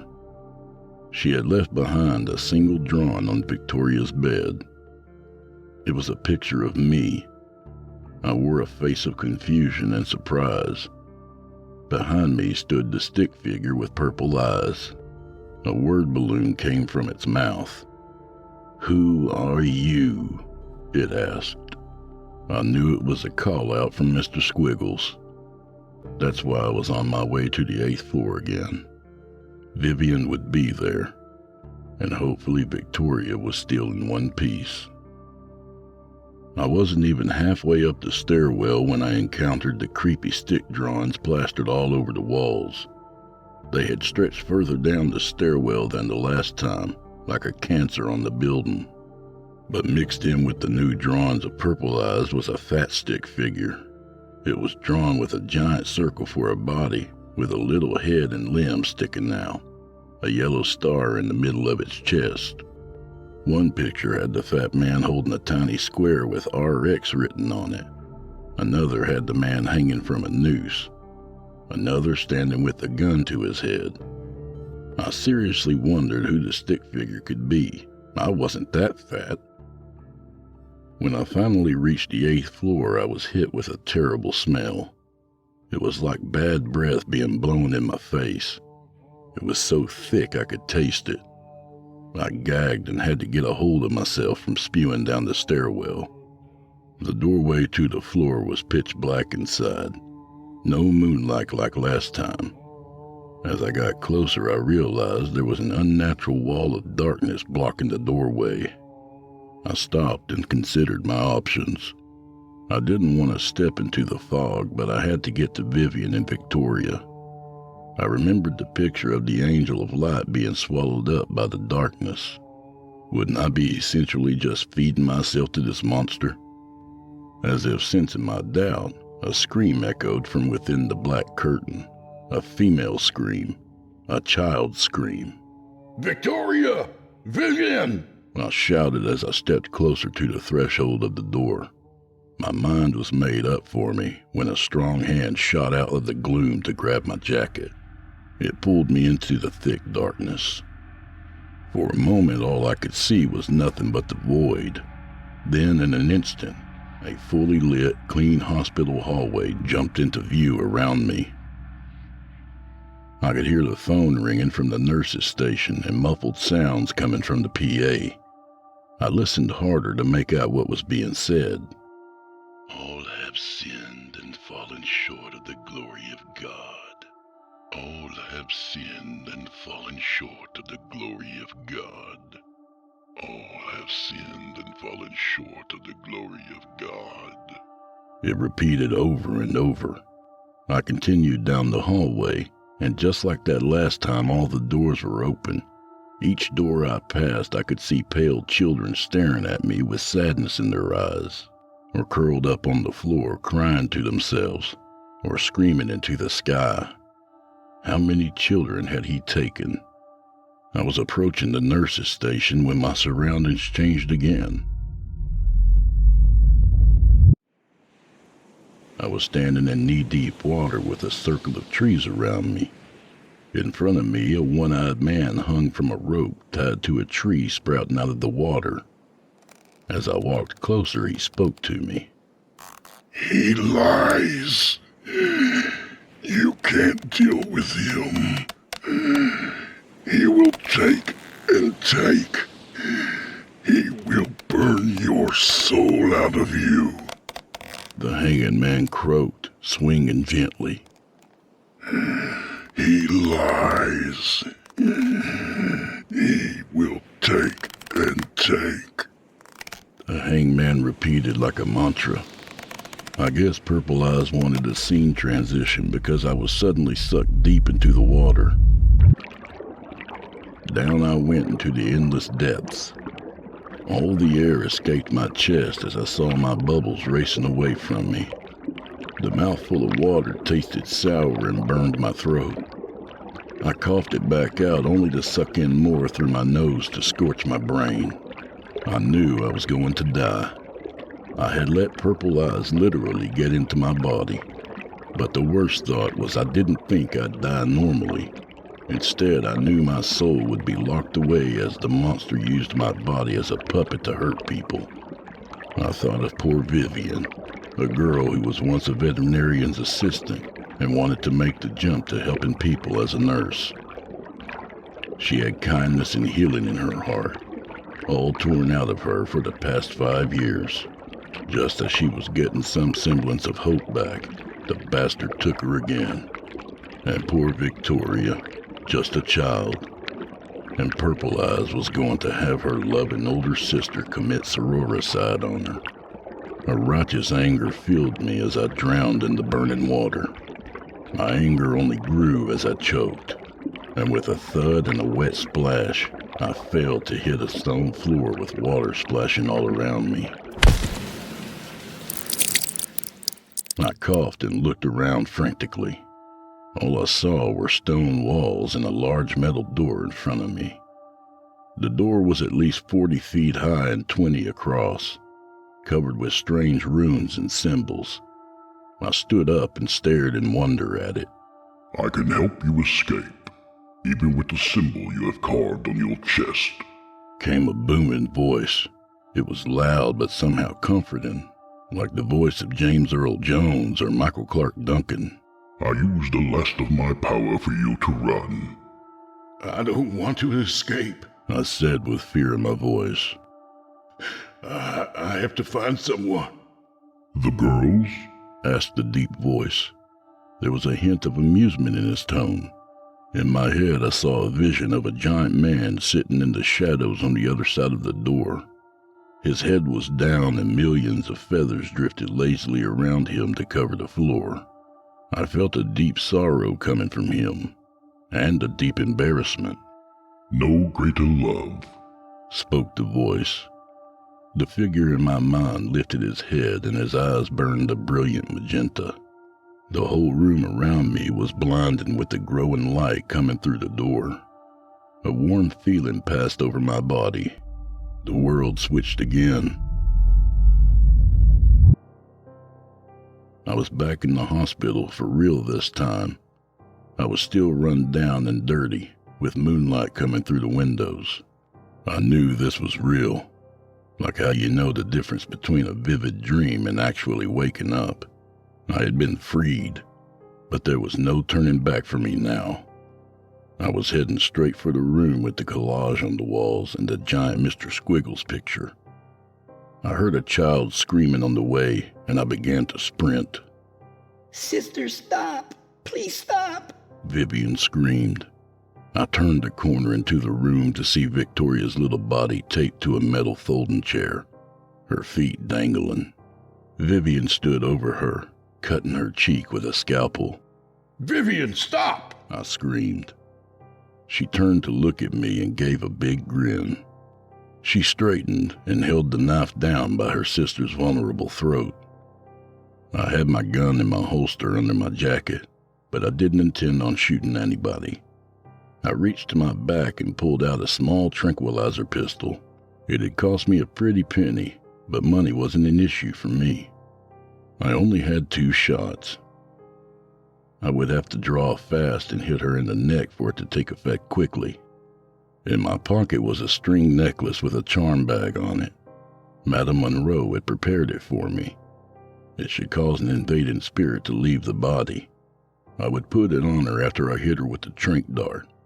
I just hoped it was strong enough hoodoo to work on this creature. As I was pulling the tranq gun from my back, I felt an explosion hit me in the side of my face. The tranq gun clattered to the ground as I spun around, dazed to see a man swing and hit me again. My vision went black for a second, and when it returned, another punch hit me. I should have known Purple Eyes would recruit another junkie from Muscle. I had been a boxer back in college, and I knew the telltale signs my ass was about to be KO'd, so I ducked under another punch to come up with a 1-2 combination of my own. It stumbled my attacker back enough to get a good look at him. It was Rob, my old partner. My heart sank as I saw the circles under his bulging eyes, and face caked with dirt. How long had he been under its control? Why hadn't I kept better touch with my old friend? He must have spent hours at this cursed crime scene, and more talking to parking lot Will. Plenty of time for the torturer to get his hooks in him. I couldn't see him like this. I had to help him. He stunned me with another punch. He was taller than me and had a good reach. I took the next punch like a champ to get in close to him and grab him by the neck. He started hammering me in my stomach as I pulled my spare tranq dart out of my jacket pocket. I stabbed it into his neck and at first thought it had no effect on him. The blows kept coming into my abdomen, making my knees begin to buckle. Finally, he slowed and fell to his knees. I left him dazed and rocking as I went to retrieve my tranq gun.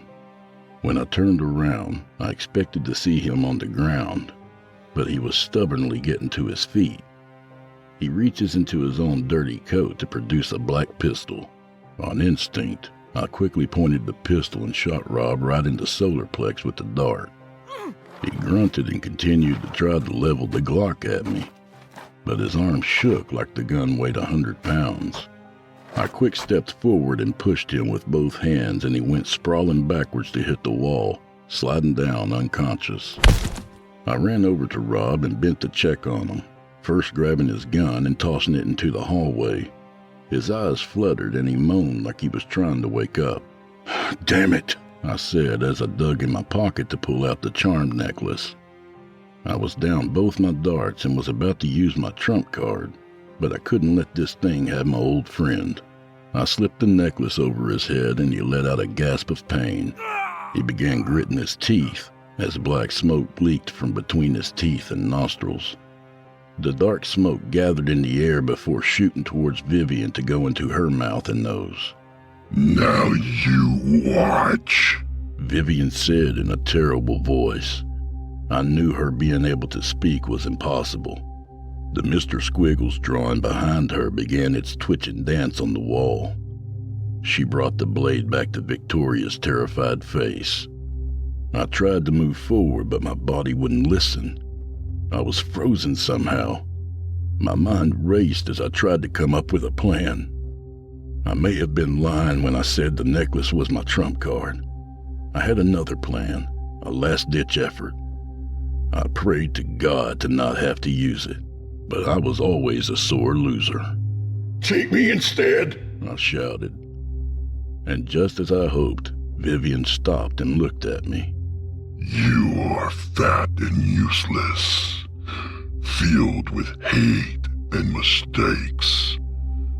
But she is sweet. We both are sweet, said the puppeteering Vivian. Then let one go and take me, I pleaded. I had already figured even a torture monster from hell still wouldn't want to be me, so I had to sweeten the bait for it to bite. What would hurt Vivian more?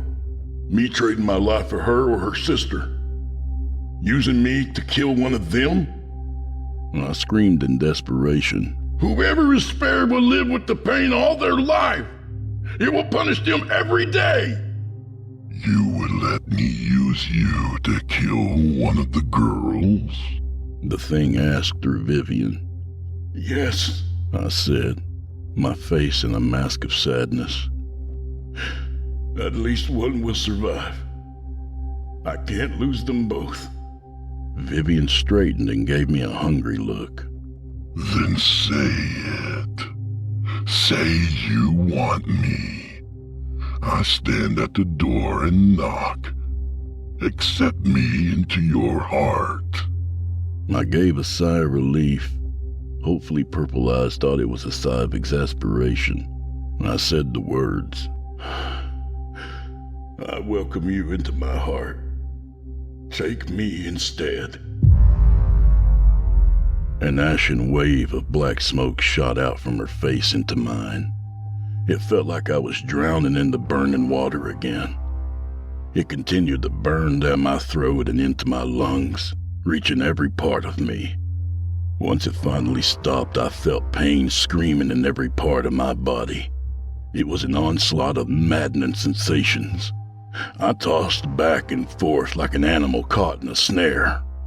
It only stops if you hurt them, said a voice in my head, but it was twisted and sickly.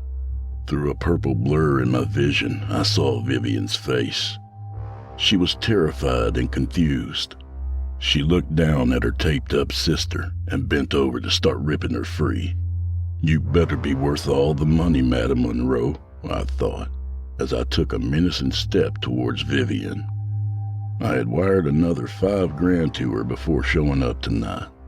She should be in a dark room at this moment performing her own counterspell.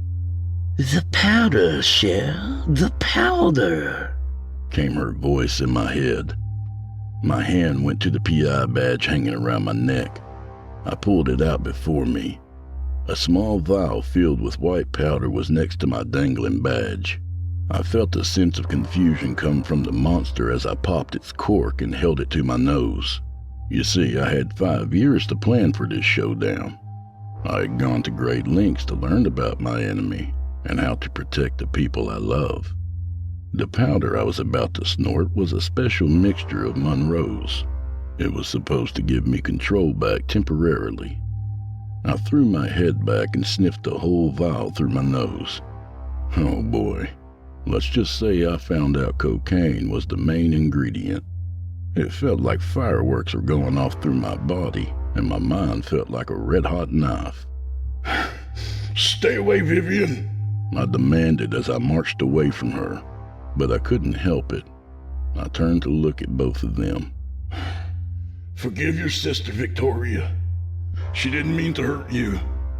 And take care of Rob.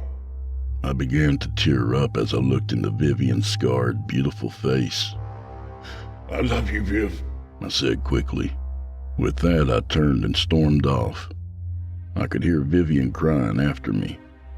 I was making it towards one of the rooms with a huge window.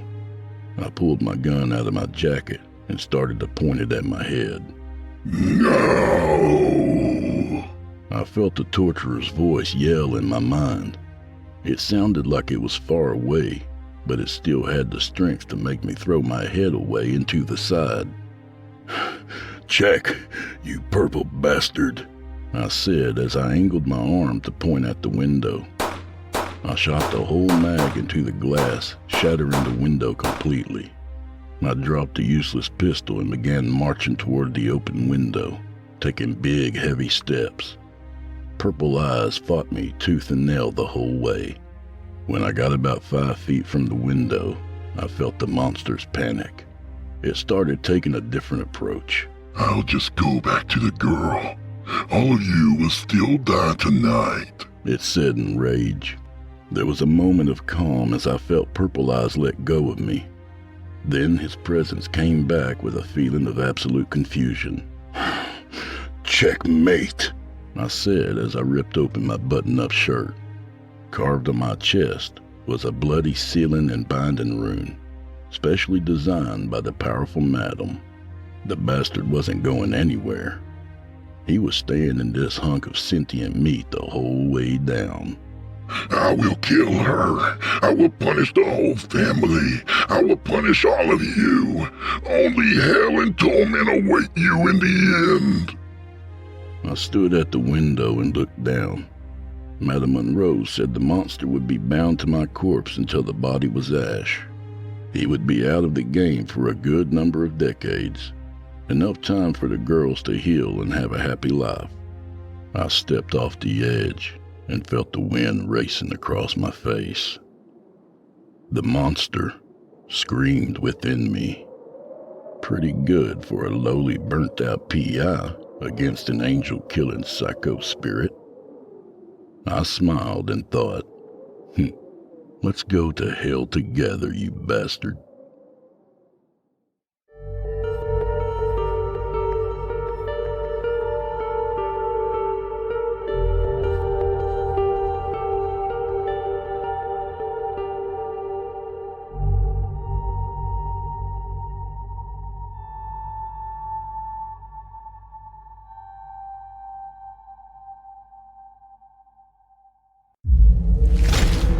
Chilling tales for dark nights.